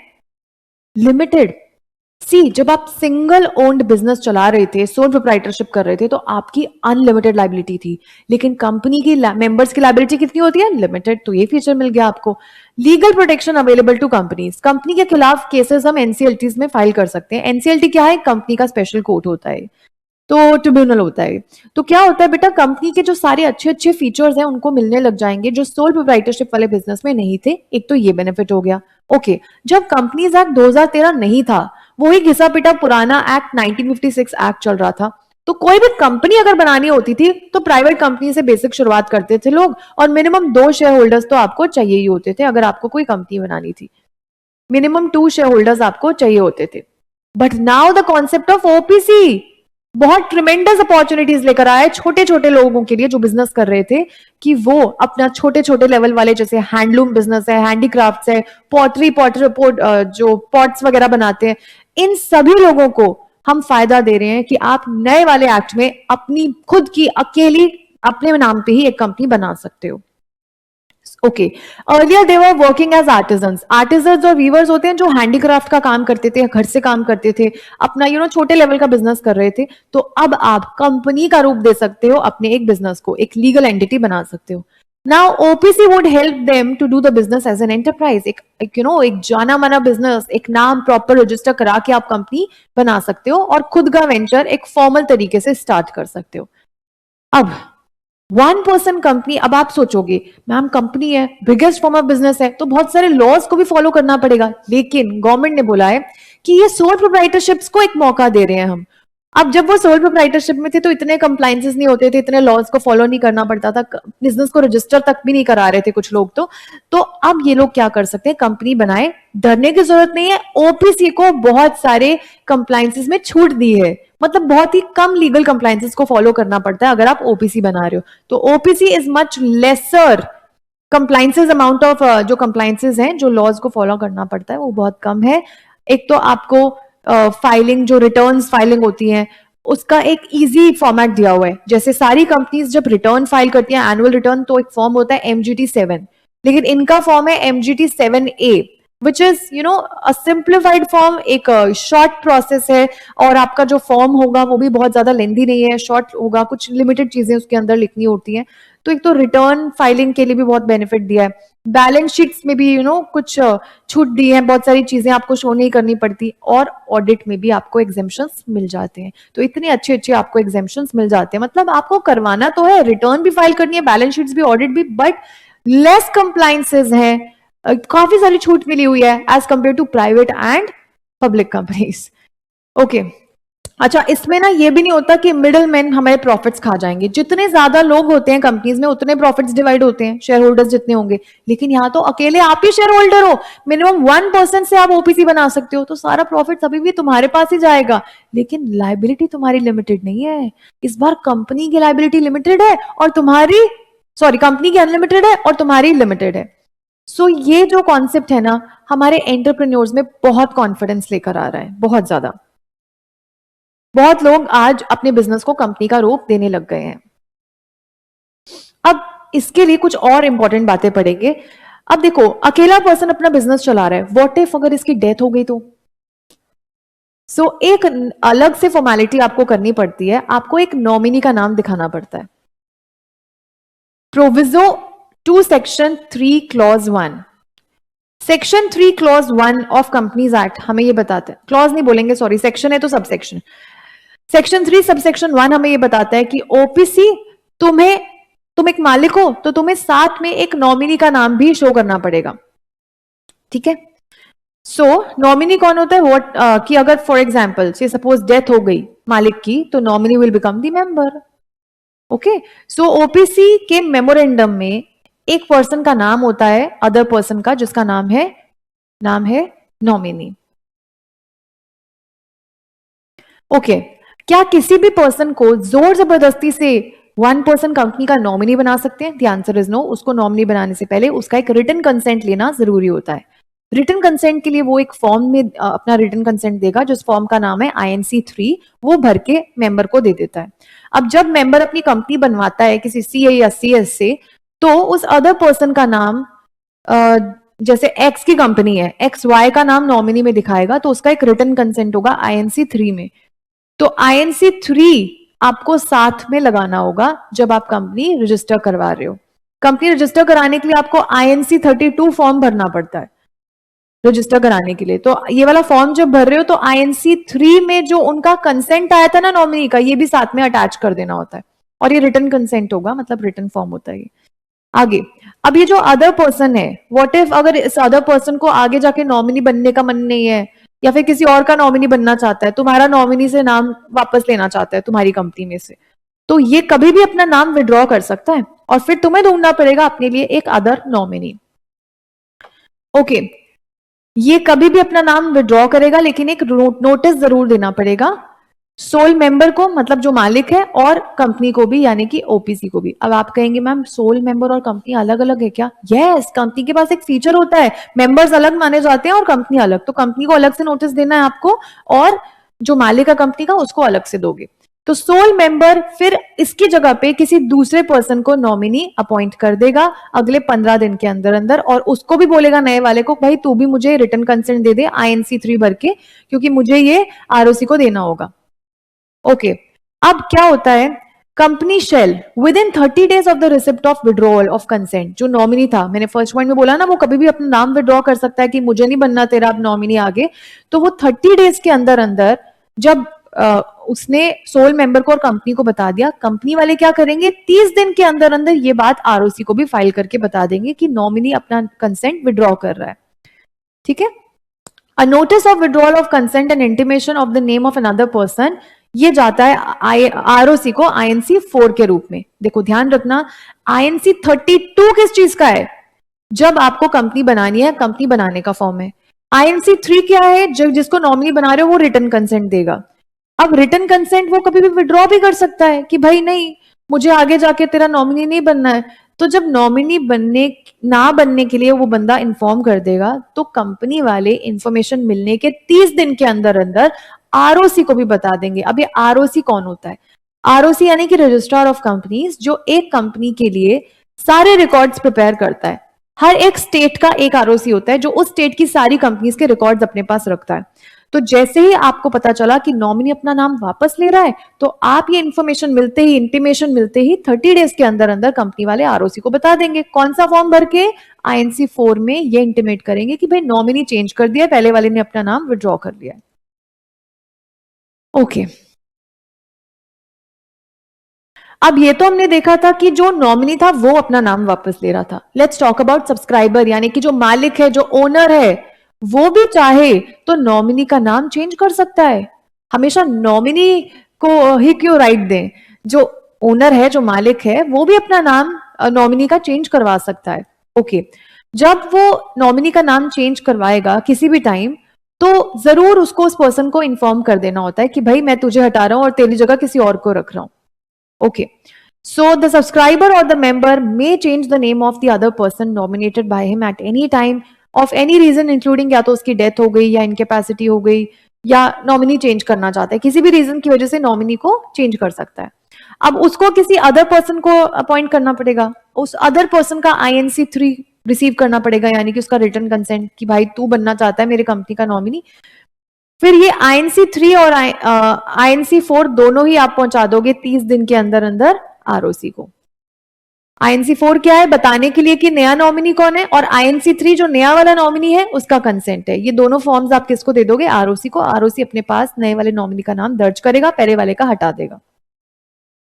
सो where the share holder of OPC ceases to be the member. अब देखना, जब एक शेयर होल्डर ओपीसी का जो मेंबर, जो मालिक है, उसकी डेथ हो गई, या तो डेथ हो गई या इनकेपेसिटी टू कॉन्ट्रैक्ट है, अब वो एंटर ही नहीं हो सकता कॉन्ट्रैक्ट में, कंपनी बनाने के कॉन्ट्रैक्ट में, तो उसका नॉमिनी को बना दिया जाता है वहां का मेंबर। यही तो रोल था नॉमिनी का, मेंबर की डेथ या इनकेपेसिटी होने की वजह से उसको मेंबर बना दिया जाता है। अब क्या होगा, ध्यान देना, ये जो न्यू मेंबर है ना, ही शैल नॉमिनेट विद इन 15 डेज एक और पर्सन जिसका नाम होने वाला है नॉमिनी। नॉमिनी जब मालिक बन जाएगा तो वो अपने लिए एक नॉमिनी रखेगा और उस पर्सन से रिटन कंसेंट ले लेगा आईएनसी 3 में, और ये इंटीमेशन आप आईएनसी 4 में दे दोगे 30 डेज के अंदर अंदर आरओसी को। जैसे ही नॉमिनी मालिक बना, तो मालिक बनने के बाद नॉमिनी ने किसी नए नॉमिनी को रखा, उसका रिटन कंसेंट लिया, और उसका रिटन कंसेंट आईएनसी 4 में अटैच करके आरओसी को दे देंगे 30 दिन के अंदर अंदर। तो ये वाला कॉन्सेप्ट ऑलमोस्ट सेम चल रहा है, फॉर्म सेम चल रहे हैं, थोड़े थोड़े डेज बदलते जा रहे हैं। आगे चलते हैं, पेनल्टी। 2015 से एक नया रूल आया है 7A, जहां पे बोला जा रहा है कोई भी ओपीसी या ओपीसी का कोई भी ऑफिसर अगर ओपीसी के दिए गए जो प्रोविजंस मैंने आपको पढ़ाए हैं उनको तोड़ेगा, कॉन्ट्रवीन करेगा, ओपीसी रिलेटेड कोई भी बात तोड़ेगा, तो उस ओपीसी यानी कि कंपनी को ही या फिर उसके ऑफिसर को 5,000 रुपए एंड फर्दर फाइन भी देना पड़ सकता है, हर दिन का 500 रुपए। देखो, फाइन लगा दिया इन्होंने 500 रुपए और 5,000 रुपीज, और 5,000 रुपीज के ऊपर फर्दर फाइन भी 500 रुपए का लगता जाएगा after the first offence during which the contravention continues. का मतलब क्या है, पहली बार ऑफेंस करोगे तो 5,000 रुपए की जुर्माना लग गया फर्स्ट टाइम। अब आगे ऑफेंस अगर कंटिन्यूड रहेगा, जिस दिन तुम्हें सजा मिली है, जिस दिन फाइन मिला है, कितना फाइन देना, उसके अगले दिन भी तुम कॉन्ट्रवीन कर रहे हो प्रोविजंस को, मतलब कंपनीज एक्ट के प्रोविजंस को तोड़ रहे हो ओपीसी से रिलेटेड, उससे अगले दिन भी, उससे अगले दिन भी, उससे अगले दिन भी, तो 5,000 के ऊपर ऐड होना शुरू हो जाएगा हर दिन 500 500 500 500 500। ठीक है, तो आप एक बार ऑफेंस करके वहीं रुक जा सकते हैं। अगर आप आगे भी गलतियां करते जाएंगे तो 5,000 रुपए में 500 रुपए ऐड होके कितना पहुंच जाएगा, क्योंकि कोई मैक्सिमम लिमिट हमें दी नहीं हुई है कि कितना मैक्सिमम फाइन होगा। नेक्स्ट टॉपिक आता है शेयर सर्टिफिकेट। ओपीसी के लिए शेयर सर्टिफिकेट से रिलेटेड क्या चीजें हमें बताइए। सो प्रोविजो टू रूल 5। रूल 5 हमें पता है सेक्शंस के साथ रख के आपको रूल पढ़ने होते हैं, लास्ट क्लास में बताया था। Rules are for better understanding of sections only ना। ओके, अब इस रूल में हमें बताया गया है कि ओपीसी के केस में कोई भी शेयर सर्टिफिकेट पे साइन लगा होगा अंडर द सील, अगर कंपनी के पास कॉमन सील है। कॉमन सील कंपनी का सिग्नेचर होता है। अगर तो कंपनी के पास कॉमन सील है तो वो सील यानी कि कंपनी का ठप्पा लगा दो, स्टैंप लगा दो शेयर सर्टिफिकेट के ऊपर, ठीक है। If any of the company which shall be affixed in presence and of and signed by one director, company का सील लगेगा अगर है तो किसके सामने, कंपनी के एक डायरेक्टर के सामने, वो प्रेजेंट होना चाहिए वहां पे, और वो डायरेक्टर का साइन आ जाएगा साथ में। कंपनी का साइन हो गया उसकी सील और साथ में डायरेक्टर का साइन आ गया। या सोचो डायरेक्टर नहीं है उस टाइम पे अवेलेबल, तो बोर्ड ऑफ डायरेक्टर्स द्वारा कोई भी ऑथराइज्ड पर्सन होगा जिसको अथॉरिटी मिली होगी, डायरेक्टर की जगह वो लगा देगा जिनको बोर्ड ऑफ डायरेक्टर्स ने बोला है, ठीक है। और साथ में साइन लगेगा शेयर सर्टिफिकेट पे कंपनी सेक्रेटरी का। और अगर कंपनी सेक्रेटरी नहीं है तो अगेन बोर्ड ऑफ डायरेक्टर्स द्वारा सिलेक्टेड कोई भी पर्सन साइन लगा देगा, ठीक है। Now the share certificate shall be signed by the person. अब ये वाला केस अलग शुरू हो रहा है। I change the colour. अगर कभी ऐसा हुआ कि ओपीसी के पास कॉमन सील ही नहीं है, मतलब खुद का सिग्नेचर नहीं है, तो कौन सा साइन लगाएगा। देखो, अगर उसके पास कॉमन सील है तो कंपनी का सील लगा दिया प्लस डायरेक्टर का साइन ले लिया। डायरेक्टर नहीं है तो किसी और पर्सन को जिसको बोर्ड ऑफ डायरेक्टर्स ने बोला एंड कंपनी सेक्रेटरी, ये लोग साइन लगा रहे थे। लेकिन अगर कंपनी के पास कॉमन सील नहीं है तो शेयर सर्टिफिकेट पे किसका साइन होगा, कोई ऐसा person. Share certificate shall be signed bye a person in presence of whom the seal is required to be affixed in this proviso। बहुत इंपॉर्टेंट लाइन है। अगर ओपीसी के पास कॉमन सील नहीं है, share certificate sign can be signed by any one person in the presence of whom the seal is required to be affixed in this proviso। इस proviso में जिसके सामने सील लगानी होती है, कंपनी की कॉमन सील यानी कि डायरेक्टर या फिर बोर्ड द्वारा कोई अपॉइंटेड पर्सन, उनके सामने कोई भी पर्सन साइन कर देगा तो मान लिया जाएगा कंपनी का शेयर सर्टिफिकेट साइन हो गया। वन मोर टाइम, ओपीसी के केस में शेयर सर्टिफिकेट पे साइन कौन करता है और किसके सामने। अगर कंपनी के पास कॉमन सील है तो कॉमन सील लगा दो, ठीक है। किसके सामने लगाओगे कॉमन सील, डायरेक्टर खड़ा है, डायरेक्टर के भी साइन लगेंगे। डायरेक्टर नहीं है तो बोर्ड ऑफ डायरेक्टर्स द्वारा कोई सिलेक्टेड पर्सन सील लगा रहा है, वो पर्सन वहां पे अवेलेबल है और वो भी साइन लगा रहा है। और साथ में कंपनी का सील भी हो गया, किसी पर्सन का या फिर डायरेक्टर का साइन हो गया, प्लस कंपनी सेक्रेटरी का भी साइन लग जाएगा। लेकिन अगर कंपनी के पास कॉमन सील नहीं है तो कोई भी एक पर्सन, जो ऊपर प्रोविजो में हमने पढ़ा है ना कि कौन कौन किसके सामने सील लगता था, उन लोगों के सामने ही कोई पर्सन साइन लगा देगा if the company is not having the common seal। Now the concept of annual return। Annual return एक ऐसी डॉक्यूमेंट है जो साल खत्म हो जाने के बाद हर एक कंपनी को आरओसी में फाइल करना पड़ता है। इस डॉक्यूमेंट के अंदर रिटर्न है, डिटेल्स हैं। किस चीज की डिटेल्स हैं, कंपनी के फाइनेंशियल्स और नॉन फाइनेंशियल्स की डिटेल्स होती हैं। मतलब बिजनेस क्या है, कितने डायरेक्टर्स अपॉइंट हुए हैं, कितने नहीं हुए हैं, ऐसी कुछ बातें होती हैं एनुअल रिटर्न में, जो हर कंपनी को फाइल करना इंपॉर्टेंट है। Mark my word, this is not the return of your income tax, this is another return which is annual return, जो हर कंपनी को अपनी डिटेल्स भरनी होती है हर साल। सो एनुअल रिटर्न पे कौन साइन लगाएगा, कंपनी सेक्रेटरी, और अगर कंपनी सेक्रेटरी नहीं है तो डायरेक्टर साइन लगा देगा, ठीक है। एक और चीज एक कॉन्सेप्ट होता है पोस्टल बैलेट का। पोस्टल बैलेट का मतलब होता है कि इनके जो भी रेजोल्यूशंस, मतलब जो भी डिसीजंस लिए जाते हैं, जो भी मीटिंग्स होती हैं, तो मीटिंग में आके जो फैसला करते हो उसको बोलते हो स्पेशल रेजोल्यूशन, ऑर्डिनरी रेजोल्यूशंस, जो मीटिंग में पास किए। लेकिन पोस्टल बैलेट एक ऐसा प्रोसेस है जहां पे ये लोग घर बैठ के मीटिंग कर, घर बैठे ही, मतलब डायरेक्टर लोग या मेंबर लोग घर बैठ के ही रेजोल्यूशन पढ़ते हैं और कंपनी को पोस्ट से, चिट्ठी से अपना रिप्लाई भेज देते हैं कि उनकी तरफ से वोट हाँ है या ना का वोट है। तो इसको बोलते हैं कि एक्चुअल मीटिंग नहीं की आपने, बल्कि एक वर्चुअल मीटिंग कर ली है। मीटिंग ना करते हुए घर बैठ के रेजोल्यूशन पढ़ के अपना वोट भेज देते हैं, तो उस प्रोसेस को हम बोलते हैं पोस्टल बैलेट। पोस्टल बैलेट करने की जरूरत नहीं होती है।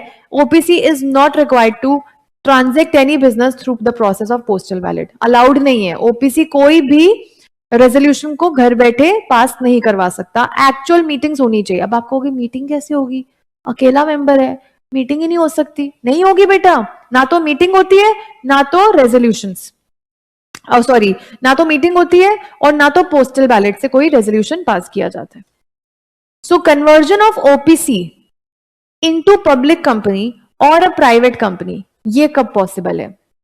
देखो, अगर कोई भी प्राइवेट कंपनी है, सॉरी, अगर कोई भी 1% कंपनी है, उसको पब्लिक या प्राइवेट कंपनी में फ्यूचर में, सोचो हम बड़े लेवल पे काम करना चाहते हैं, तो पब्लिक या प्राइवेट में अगर आपको कन्वर्ट कराना है, तो एक बात ध्यान रखनी है आपको, बहुत ध्यान से देखना। किसी भी paid up share capital company का, ओपीसी का, अगर 50 लाख से ज्यादा हो गया ना, या टर्नओवर 2 करोड़ से ज्यादा हो गया, तो वो ओपीसी रहेगी नहीं। उसको अपने आप को कन्वर्ट कराना ही पड़ेगा पब्लिक या प्राइवेट में।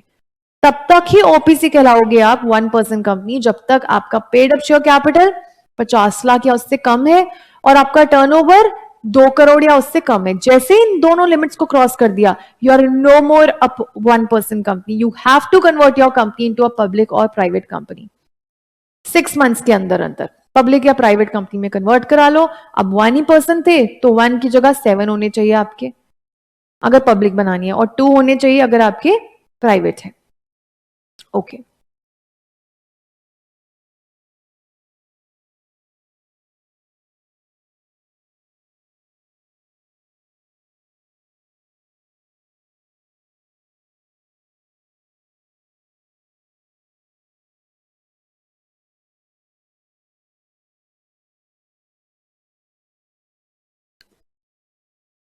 OPC has to alter its memorandum and articles by passing resolutions to give effect to conversion। अब देखो, जैसे ही हमारी कंपनी के वो लिमिट्स क्रॉस कर गए, हम paid up share capital 5 lakh से ऊपर हो गया और इसका टर्नओवर 2 करोड़ से ऊपर हो गया, तो आपको कंपल्सरीली अपनी कंपनी को पब्लिक या प्राइवेट 6 महीने में कन्वर्ट कराना ही पड़ेगा। और कन्वर्ट कराने के लिए बेटा कुछ फॉर्म्स भरने पड़ते हैं, तो कौन सा फॉर्म भरना है आपको? ओपीसी को ये चेंज कराने के लिए 60 डेज के अंदर अंदर कौन से फॉर्म्स भरने हैं? Within a period of 60 days from the date of applicability, मतलब ये जब रूल आपके ऊपर लग गया है, आपकी लिमिट्स क्रॉस कर गई है, आपने एक नोटिस देना है आरओसी को, आईएनसी 5 फॉर्म भर के, कि आपकी कंपनी का paid up share capital 5 lakh से ऊपर हो गया और टर्नओवर 2 करोड़ से ऊपर हो गया, और अब आपकी कंपनी ओपीसी नहीं रही है, और अब आप करवाना चाहते हो इसको कन्वर्ट इनटू अ प्राइवेट और पब्लिक कंपनी। किस रीजन से? पेड अप शेयर कैपिटल और टर्नओवर की लिमिट्स एक्सीड होने की वजह से। तो आप जब इन्फॉर्म करोगे फॉर्म भर के आरओसी को, वो फॉर्म है आईएनसी 5। अगर ओपीसी या ओपीसी का कोई भी और पर्सन इस वाले रूल को ब्रेक करता है, तो उसको फाइन लगेगा 10,000 रुपए का। और अगर ये 10,000 के बाद भी आप अपना कॉन्ट्रवीन कर रहे हो, इस प्रोविजन को तोड़ते जा रहे हो, इस रूल को, तो 1,000 रुपए हर दिन 10,000 रुपए के ऊपर ऐड होना शुरू हो जाएगा। मतलब जिस दिन आपको पकड़ा है रूल ब्रेक करते हुए, तो 10,000 रुपए, और उससे अगले दिन भी डिफॉल्ट है, अगले दिन भी डिफॉल्ट है, अगले दिन भी डिफॉल्ट है, तो 10,000 रुपए में 1,000 1,000 1,000 ऐड होना शुरू हो जाएगा। So here we have completed the concept of 1% company. Let's quickly move to the concept of Section 8 company now. Okay, guys, Section 8 company क्या है, जल्दी से समझते हैं अब।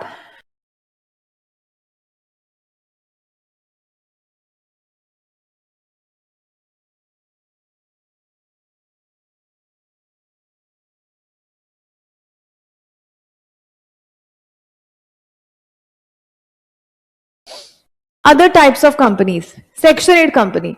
So such type of company is to be registered with ROC. पहले तो समझेंगे इसका कॉन्सेप्ट क्या है। सेक्शन 8 कंपनी एक ऐसी कंपनी है जो चैरिटी करती है, जो डोनेशन करती है, मतलब इंडिया में अच्छे अच्छे कॉजेस कर रही है।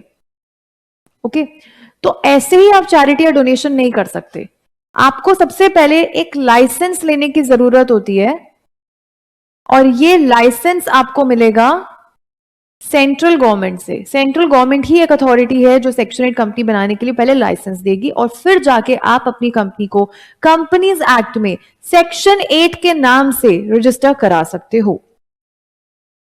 सो सच टाइप ऑफ कंपनी को रजिस्टर हम सेक्शन 8 कंपनी के नाम से कराते हैं before taking the licence from the central government. और याद रखना, सेक्शन 8 कंपनी हमेशा एक तरह की लिमिटेड यानी कि पब्लिक कंपनी के रूप में बनाई जाती है।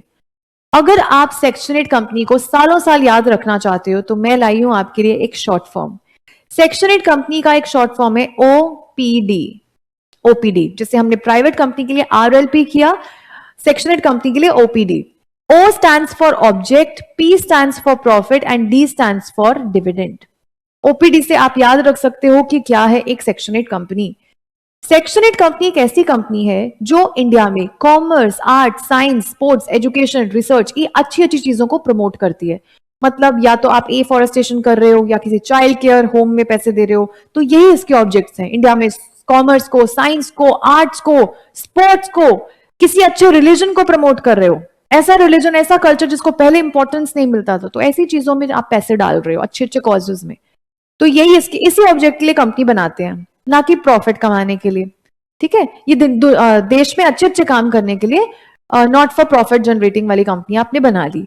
अब जब इनका ऑब्जेक्ट ही अच्छे अच्छे काम को प्रमोट करना है तो फिर अपना जो भी प्रॉफिट, बिजनेस तो करेगी यार, बिजनेस करके पैसा कमाएगी, तो जो भी पैसा कमाएगी सारा पैसा अपने ऊपर वाले ऑब्जेक्ट्स में ही डाल देती है, उन्हीं की प्रमोशन में। मतलब प्रॉफिट्स का कुछ भी हिस्सा मेंबर्स को नहीं मिलता है। तो उसी से बना है हमारा अगला पॉइंट, जो भी मेंबर बनने वाला है सेक्शन 8 कंपनी का, उस मेंबर को कोई भी डिविडेंड नहीं मिलेगा। डिविडेंड की मिलती है उनको प्रोहिबिशन, बिल्कुल भी डिविडेंड इशू नहीं किया जाएगा यहाँ के मेंबर्स को। Let's take the example of Salman Khan. Salman Khan का एक ब्रांड है, एक कंपनी है, सेक्शन 8 कंपनी है जिसका नाम है being human foundation. Being human foundation, तो बीइंग ह्यूमन देश में क्या करती है? चैरिटी करती है, डोनेशन करती है, मतलब कपड़े बेच रही है। बीइंग ह्यूमन के कपड़े हम लोग खरीदते हैं, तो जो कंपनी को पैसा जा रहा है वो सारा देश में चैरिटी डोनेशंस कर देती है। ओके जी, सो ओपीडी। हाँ, एक और आप अपने एग्जाम्पल लिख सकते हो, क्राई फाउंडेशन। हमारे देश में क्राई फाउंडेशन छोटे छोटे बच्चों के भले के लिए बना है, क्राई फाउंडेशन। अब आपने देखा मोस्टली सेक्शन 8 कंपनी के लास्ट में प्राइवेट लिमिटेड या लिमिटेड वर्ड नहीं है, फाउंडेशन, फोरम्स ऐसे करके इनके पीछे नाम लिखे होते हैं, ये वर्ड लिखा हुआ होता है। ओके, तो 3 पॉइंट्स हो गए। ऑब्जेक्ट, किन चीजों को प्रमोट करना है, सारा का सारा प्रॉफिट ऑब्जेक्ट्स में ही जाएगा, और प्रोहिबिशन किस चीज का है? डिविडेंड का। मेंबर्स को डिविडेंड यहाँ पे नहीं मिलने वाला है। ओके, अब सेंट्रल गवर्नमेंट ने एक और छूट दे रखी है इनको। सेंट्रल गवर्नमेंट कहते हैं तुम देश में अच्छे अच्छे काम कर रहे हो, तुम सेक्शन 8 कंपनी बनाने वाले हो, we are giving you licence, लेकिन हम साथ साथ आपको एक एग्जेम्पशन भी दे रहे हैं, एक छूट भी दे रहे हैं। आप अपनी कंपनी के लास्ट में लिमिटेड या प्राइवेट लिमिटेड जैसे वर्ड्स अगर ना भी लिखो तो भी चल जाएगा। ओके, तो लिमिटेड और प्राइवेट लिमिटेड जैसे वर्ड्स इन कंपनीज को अपने नाम के पीछे नहीं लिखने पड़ते। आगे चलते हैं, हम सेक्शन 8 कंपनी के बारे में कुछ और अच्छी अच्छी चीजें जानेंगे, but from our notes, again we are following our notes. चलिए, लाइसेंस फॉर सेक्शन 8 कंपनी। अभी बोला ना एक लाइसेंस लेना पड़ता है तभी आपकी कंपनी एक सेक्शन 8 कंपनी बनेगी। चलिए, लाइसेंस लेने के लिए क्या करना पड़ेगा?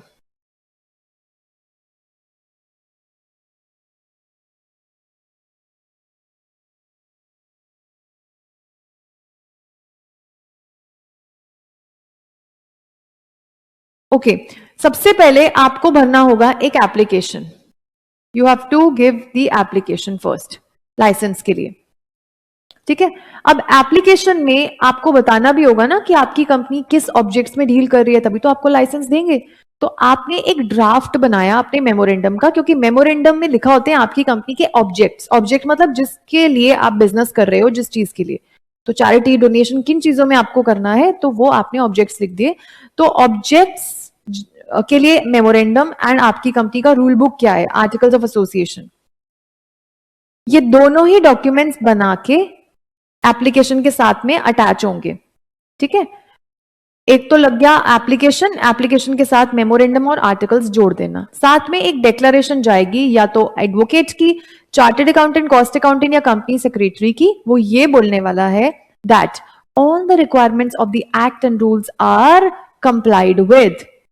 कहता है कि मैं इस कंपनी को बनाने के लिए सीए, सीएस या एडवोकेट हूं और मैंने खुद पर्सनली चेक किया है कि इस कंपनी, सेक्शन 8 कंपनी को बनाने के लिए जो भी कंपनीज एक्ट के रूल्स हैं, रेगुलेशंस हैं, वो इन्होंने फॉलो किए हैं.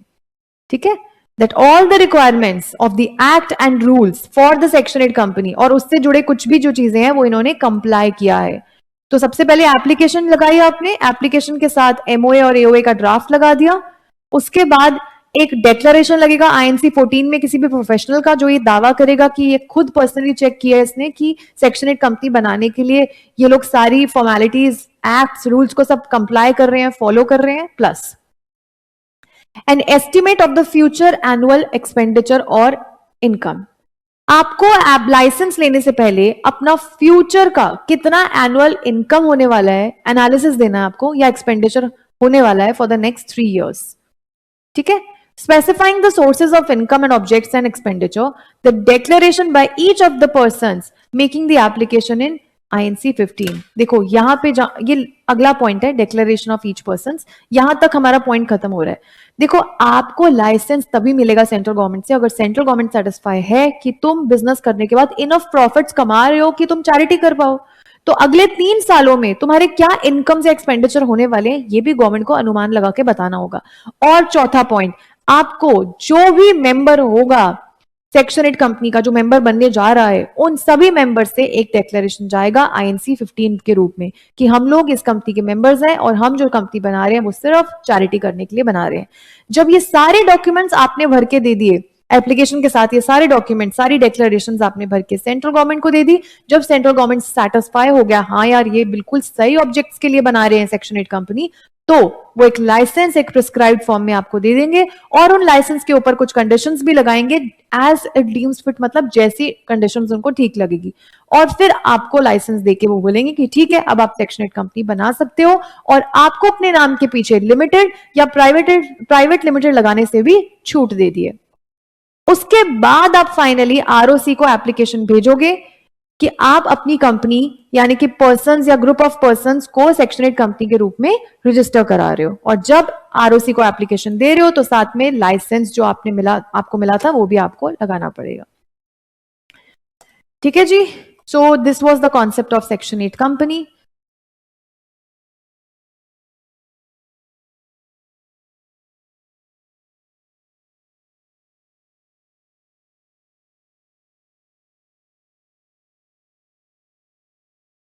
आगे चलेंगे, सेक्शन 8 कंपनी भी कर लिए. अब नेक्स्ट कॉन्सेप्ट आने वाला है हमारा स्मॉल कंपनी का.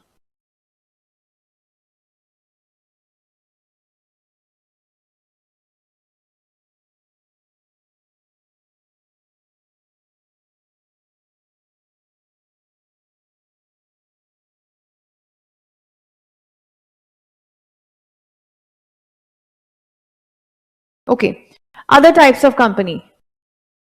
स्मॉल कंपनी क्या है?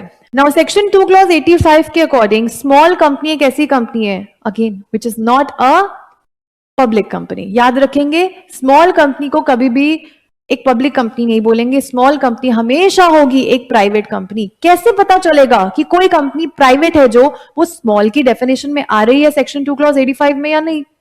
तो आप चेक करना उसके लिए 2 पॉइंट्स. अब ये दोनों पॉइंट्स में ना अमेंडमेंट आ चुका है तो आप अपनी कॉपीज में जल्दी से नोट कर लेंगे. अगर किसी प्राइवेट कंपनी का paid up share capital 10 crore से ज्यादा नहीं है, डज नॉट एक्सीड 10 करोड़, ठीक है, एंड दोनों पॉइंट्स के बीच में एंड लिखा है, उसका जो टर्नओवर है वो 100 करोड़ से ज्यादा नहीं है, डज नॉट एक्सीड. बेटा ये लेटेस्ट अमेंडमेंट हुई है. ये जो पहले है लिमिट होती थी 50 लाख और 2 करोड़, फिर जाके हो गई थी 4 करोड़ और 40 करोड़, अब जाके ये भी चेंज हो चुका है. आपके जो मॉड्यूल है ना, आपका जो इंस्टीट्यूट ने मॉड्यूल दिया है बेटा वो थोड़ा सा पुराना है, तो साथ साथ में जो अमेंडमेंट्स बताती जाऊंगी आप करते जाना, कॉपीज में लिखते जाना. अगर आपने साथ में मॉड्यूल ही खोला हुआ है तो उसमें चेंजेस करते जाना. सो जिसका कंपनी का, जिस प्राइवेट कंपनी का paid up share capital does not exceed 10 crore and साथ ही साथ उसका टर्नओवर भी 100 करोड़ से ऊपर नहीं है, दोनों कंडीशन सेटिस्फाई हो गई ना, तो आप उस प्राइवेट कंपनी को बोल सकते हो एक स्मॉल कंपनी. स्मॉल कंपनी की डेफिनेशन में ये कंपनीज कभी मत डालना। होल्डिंग कंपनी या सब्सिडरी कंपनी है अगर, तो आप कभी भी उस प्राइवेट कंपनी को स्मॉल कंपनी नहीं बोलोगे। अगर कोई स्मॉल कंपनी है तो वो जरूर कोई सेक्शन 8 कंपनी नहीं होनी चाहिए। एंड किसी भी कंपनी या बॉडी कॉर्पोरेट जो स्पेशल एक्ट में बनाई जाती है उसको भी आप एक स्मॉल कंपनी नहीं बोलते हो। Now what is special act और कौन सी कंपनीज इसमें बनाई जाती है? देखो, दो तरीके के एक्ट्स हैं हमारे पास, मतलब जैसे what is the difference between act of parliament and special act, I tell you. Special act जो होता है वो पार्लियामेंट में बन सकता है, ठीक है, पार्लियामेंट बनाती है कोई स्पेशल एक्ट, या गवर्नमेंट बना सकती है कोई स्पेशल एक्ट। इस एक्ट के अनुसार जो भी कंपनीज इस एक्ट में बनती है, अब ये एक्ट क्यों बना है, ये लॉ बना है कुछ पर्टिकुलर टाइम में, किसी पर्टिकुलर कॉज के लिए बना है, कुछ पर्टिकुलर टाइम के लिए ही है ये। और इसी एक्ट के अंदर अगर कोई कंपनी बना दी जाती है तो उसको हम स्पेशल कंपनी बोल सकते हैं, स्पेशल एक्ट के अंदर बनी है, वो बॉडी कॉर्पोरेट हो सकती है। अब कोई भी ऐसी कंपनी जो स्पेशल एक्ट के अंदर बनती है वो सिर्फ फॉलो करती है उस स्पेशल एक्ट को ही, उनके ऊपर कंपनीज एक्ट लागू नहीं होगा। जितना कंपनीज एक्ट और स्पेशल एक्ट सेम सेम चलेंगे, सिमिलर चीजें लिखी हुई है उस कंपनी के बारे में, तो वो स्पेशल एक्ट को भी फॉलो करती है और कंपनीज एक्ट को भी। लेकिन जब कंपनीज एक्ट उस कंपनी के लिए कुछ और बोले और स्पेशल एक्ट कुछ और बोले, तो वो कंपनी बनाई कौन से एक्ट में थी? स्पेशल एक्ट में, तो वो किसको फॉलो करेंगी? स्पेशल एक्ट को। ध्यान देना, one more time I am telling you, किसी भी स्पेशल एक्ट में जो किसी लिमिटेड टाइम के लिए किसी कॉमन पर्पस को सॉल्व करने के लिए एक एक्ट बनता है और उस एक्ट के अंदर कोई कंपनी बना रहे हैं, तो उस कंपनी को कभी भी स्मॉल कंपनी की डेफिनेशन में नहीं डालेंगे, चाहे वो कंपनी का पेड अप शेयर कैपिटल इनसे मैच हो रहा हो। आप उनको बोल ही नहीं सकते एक स्मॉल कंपनी, उसके ऊपर ये सेक्शन लगता ही नहीं है।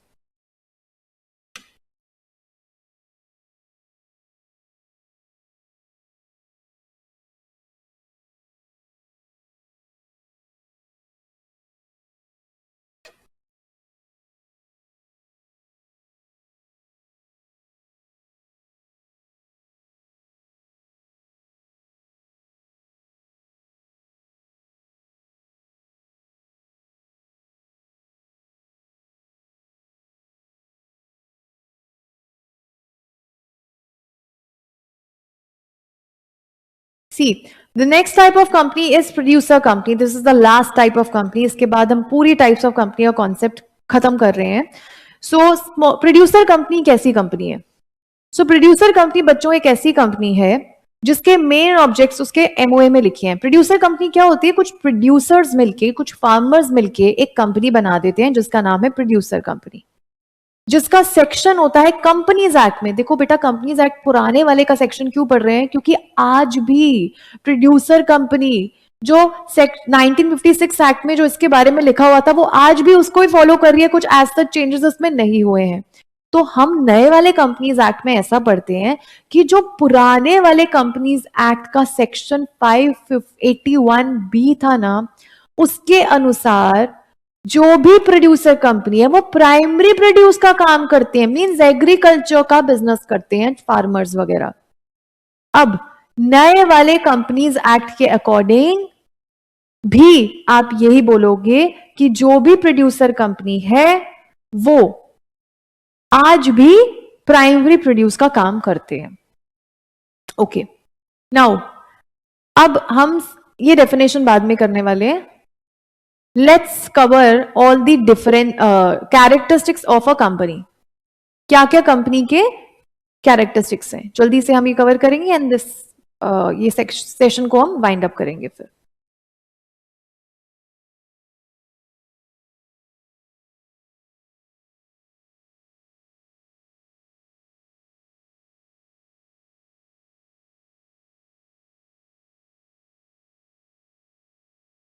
Okay, so here it is, the first characteristic of company, which is corporate personality. आपको पता है कंपनी का एक बहुत ही स्पेशल फीचर है, कंपनी के पास एक फीचर होता है सेपरेट लीगल एंटिटी का, मतलब कंपनी के पास खुद की एक पहचान होती है।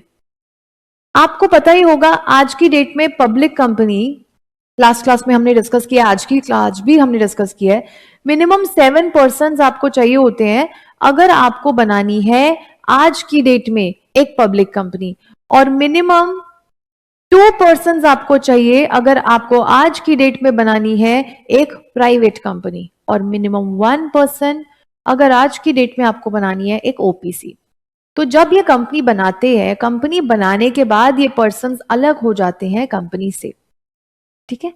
मतलब ये मेंबर्स अलग है और कंपनी अलग है, इनके बीच में एक दीवार पैदा हो जाती है, इसी दीवार को हम बोलते हैं सेपरेट लीगल एंटिटी का फीचर, और इस दीवार का नाम होता है वेल। कौन सी वेल? Corporate veil. इस दीवार का नाम है वेल। अब ये वेल ये बोलती है, ये दीवार ये बोलती है कि कंपनी के पास सेपरेट एंटिटी है। कंपनी एक सेपरेट एंटिटी है, मतलब कंपनी की खुद की आइडेंटिटी है, कंपनी का खुद का नाम होता है। इसी नाम की वजह से कंपनी अपना खुद का बैंक अकाउंट ओपन कर सकती है अपने नाम पे। कंपनी कोई भी शेयर्स खरीद सकती है, किसी को शेयर ट्रांसफर कर सकती है, अपने नाम पे होल्ड कर सकती है। कंपनी कोई भी लाइबिलिटीज में खुद से अपनी लाइबिलिटीज खुद जनरेट कर सकती है। कंपनी शेयर्स इशू कर रही है, शेयर ट्रांसफर तो कर रही है, लाइबिलिटीज भी खुद जनरेट कर रही है, plus company Indian contract act के अनुसार किसी के साथ भी कॉन्ट्रैक्ट में एंटर कर सकती है। तो कंपनी में किसी पर्सन का नाम नहीं आएगा, कंपनी का नाम आएगा। इसी फीचर को बोलते हैं कॉर्पोरेट पर्सनालिटी। कंपनी की खुद की पर्सनालिटी है, खुद की आइडेंटिटी है। सो कंपनी को जैसे ही कंपनीज एक्ट में रजिस्टर कराओगे, वैसे ही वेस्ट यानी कि मिलेगा उसको कॉर्पोरेट पर्सनालिटी का फीचर। जो फीचर ये बोलता है कंपनी तुम अब कंपनी लॉ द्वारा रजिस्टर हो चुकी हो, अब तुम्हारा खुद का एक नेम होगा, और उसी नाम से तुम अपना सील यानी कि सिग्नेचर भी बना सकते हो। कंपनी का खुद का सिग्नेचर होता है, कोई पर्सन नहीं करेगा कंपनी के लिए सिग्नेचर। कंपनी का एक सिग्नेचर उसका स्टैंप होता है जिसपे कंपनी का नाम लिखा रहता है। अब कंपनी खुद के एसेट्स संभाल सकती है, खुद अपने एसेट्स को होल्ड करेगी, बेचे, किसी को कुछ भी करे। मेंबर्स नहीं कंपनी के लिए कुछ भी करेंगे। कंपनी जो है अपने मेंबर से बिल्कुल डिस्टिंक्ट है। इसी फीचर को हम बोलते हैं सेपरेट लीगल एंटिटी। मेंबर से इनकी लाइबिलिटी जो आइडेंटिटी है वो सेपरेट है। भाई मेंबर्स कितने इंपॉर्टेंट है, इसके बिना कंपनी नहीं बना पा रहे थे, लेकिन मेंबर्स तुम अलग हो जाओगे कंपनी बनाने के बाद। Okay, it is different from the members who compose it. जिन मेंबर्स ने इनको बनाया है उससे डिफरेंट हो चुकी है कंपनी। ये शेयर होल्डर हक होते कौन है? हमने 11th-12th ही पढ़ा था कि shareholders are considered as the owners of the company. बेटा ये सिर्फ नाम के ओनर्स हैं, they are considered as only the notional owners. Share के अलावा इन कुछ ओन नहीं कर सकते। कंपनी का एसेट, कंपनी की लायबिलिटी, कंपनी के कॉन्ट्रैक्ट सब तो कंपनी के नाम पे होते हैं, तो ये सिर्फ नाम के ही नोशनल ओनर्स होते हैं। शेयर में जितना शेयर लेंगे सिर्फ उतने ही इनको राइट्स मिलेंगे, इससे ज्यादा कंपनी का कुछ भी इनके पास नहीं होता है। Share holder can not be held liable for the acts of company. अरे अभी तो बताया कंपनी अलग है, शेयर होल्डर अलग है, इसीलिए कंपनी अपने सारे एक्ट्स के लिए, सारे काम के लिए खुद रिस्पॉन्सिबल है। मेंबर तुम कुछ भी काम करोगे उसके लिए खुद रिस्पॉन्सिबल हो। Share holders can not be held liable for the acts of company and even company can not be held liable for the acts of share holder. Share holder company के एजेंट्स बिल्कुल भी नहीं है। माना जाता है principal और agent एक ऐसे लोग होते हैं, प्रिंसिपल एक एजेंट को हायर करता है अपना सारा काम करने के लिए, और जो भी काम एजेंट करेगा फंसेगा कौन? प्रिंसिपल, क्योंकि काम एजेंट किसका कर रहा था? प्रिंसिपल का कर रहा था। सो शेयर होल्डर्स कंपनी के एजेंट्स नहीं है, इसीलिए कंपनी के नाम पे कुछ भी करते हैं, वो कंपनी का नाम यूज हुआ है तो फंसता कौन है? कंपनी। कंपनी की खुद की पहचान है, कंपनी के नाम से कुछ भी होगा company will be responsible for that.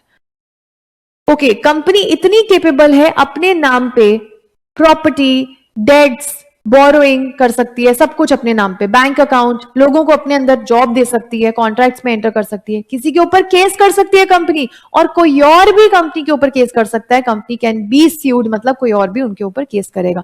ये सारे राइट्स कंपनी को वैसे मिलते हैं जैसे किसी ह्यूमन बीइंग को मिलते हैं। आगे चल रहे हैं बच्चों, इसी केस को अच्छे से समझने के लिए कि कंपनी और उसके मेंबर अलग अलग होते हैं, अब हम पढ़ने वाले हैं एक बहुत ही फेमस केस लॉ जिसका नाम है Salomon versus Salomon and company limited. 1897 का ये केस है। सॉरी 1897 का 1897 का ये केस है।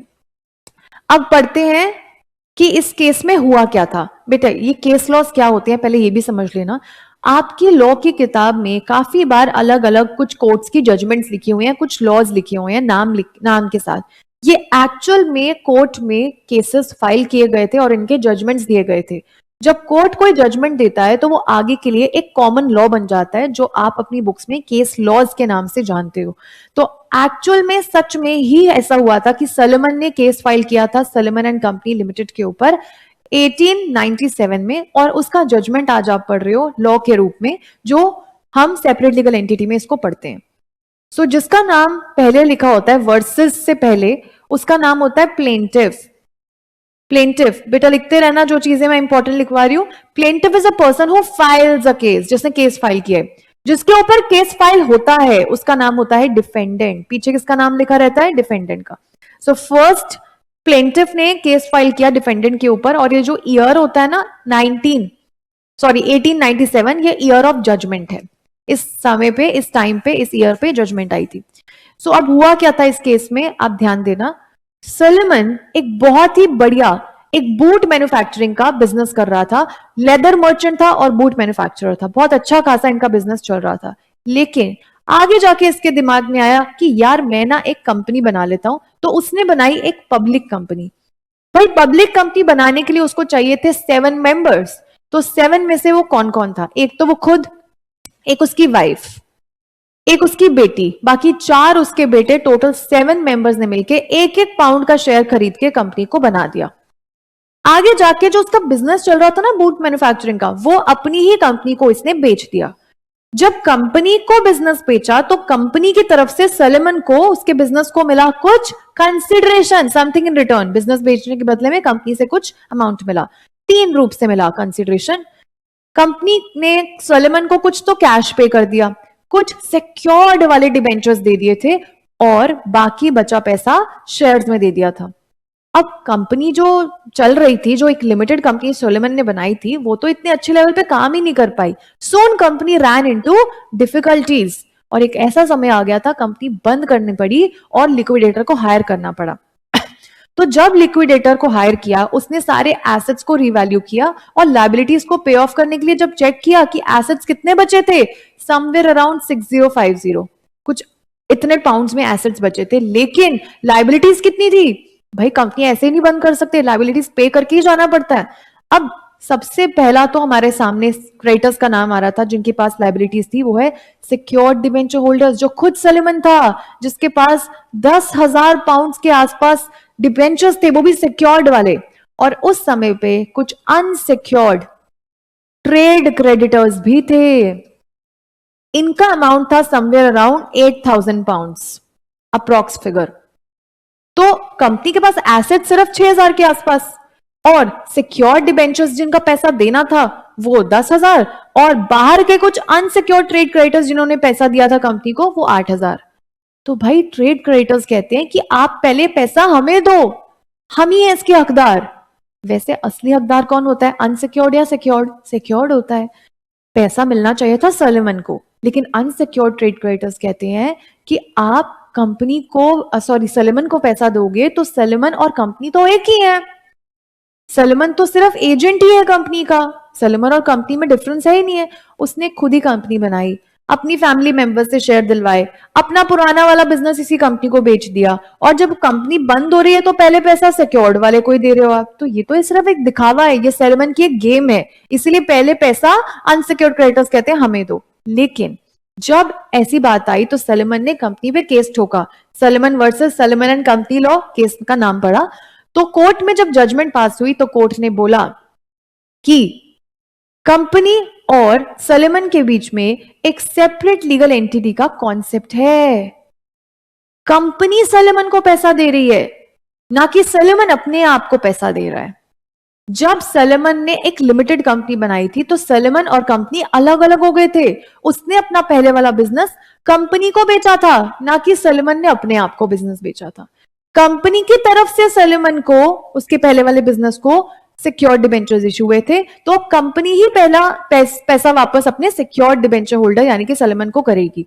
तो इससे हमें पता चला बेशक कोई पर्सन लाइक सलोमन कंपनी के सारे शेयर क्यों ना होल्ड कर ले और मालिक बन जाए, फिर भी कंपनी अलग और वो पर्सन मेंबर अलग।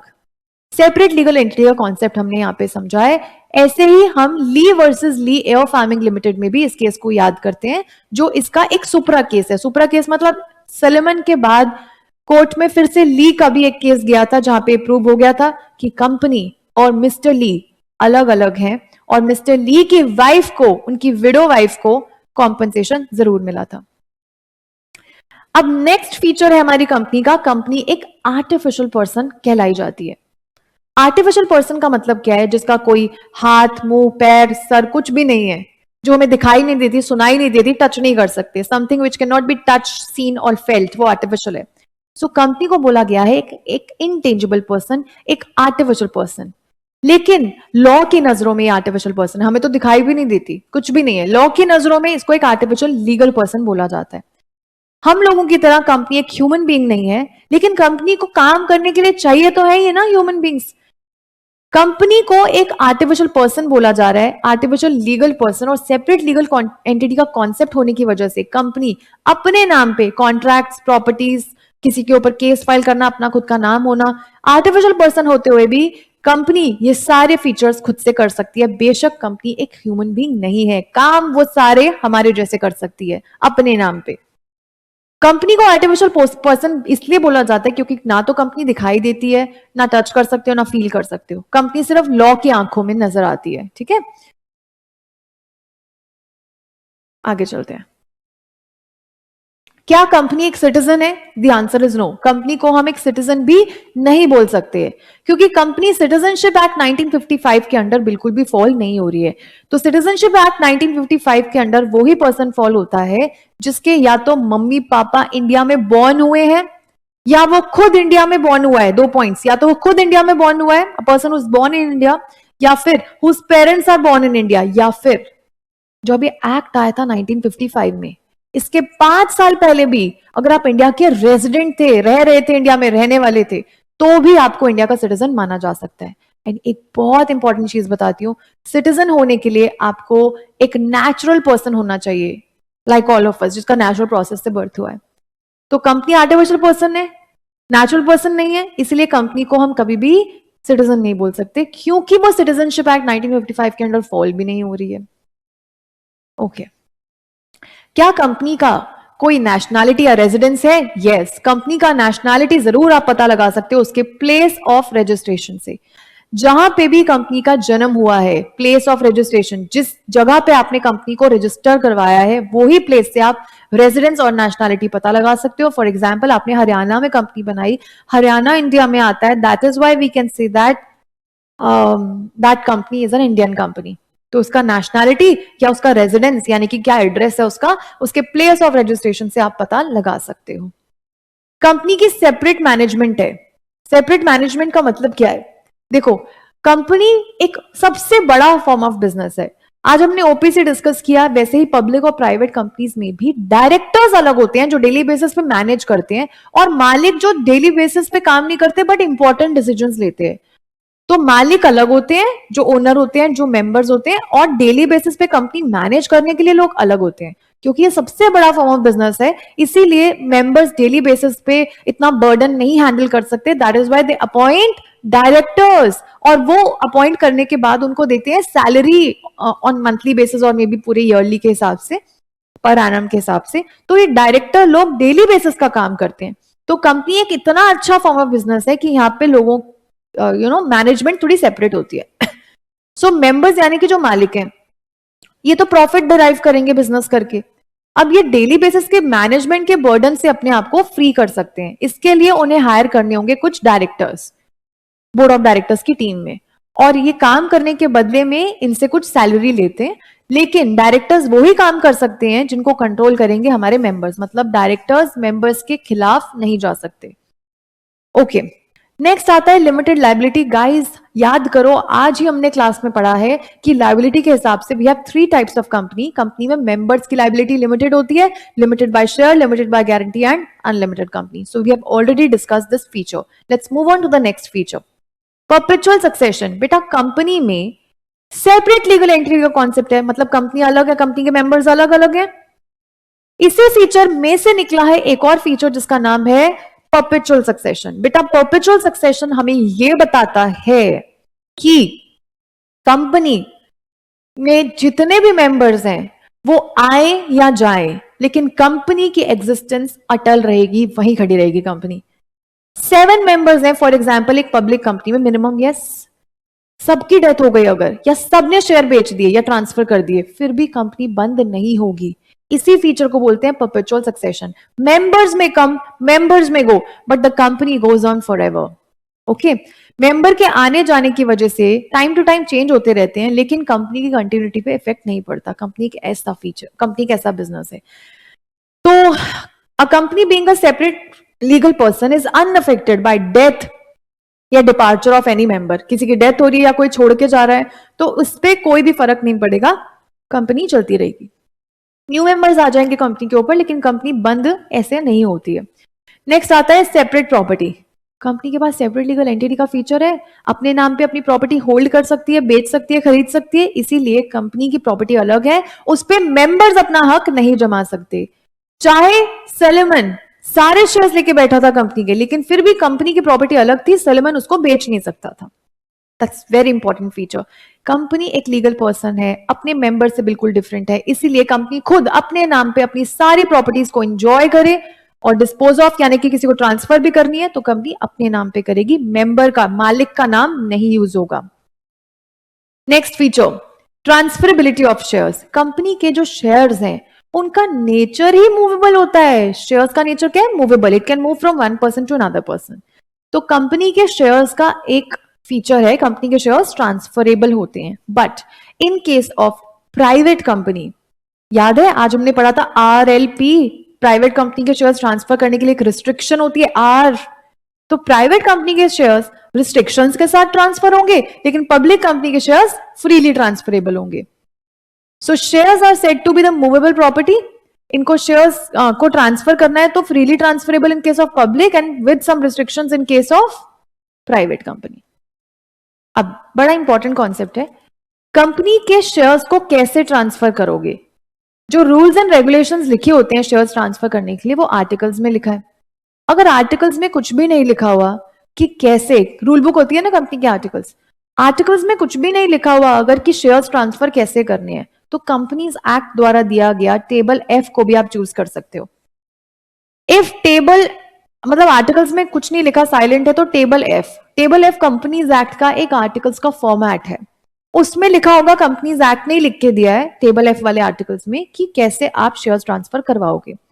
लेकिन अगर आपकी कंपनी के टेबल एफ आपने चूज किया और उसमें भी शेयर ट्रांसफर कैसे होंगे तो कुछ नहीं लिखा है, तो आप एक लॉ होता है, एक एक्ट होता है मूवेबल प्रॉपर्टी का लॉ, उसको फॉलो करके कंपनी के शेयर्स को ट्रांसफर कर सकते हो वो वाले रूल्स के हिसाब से।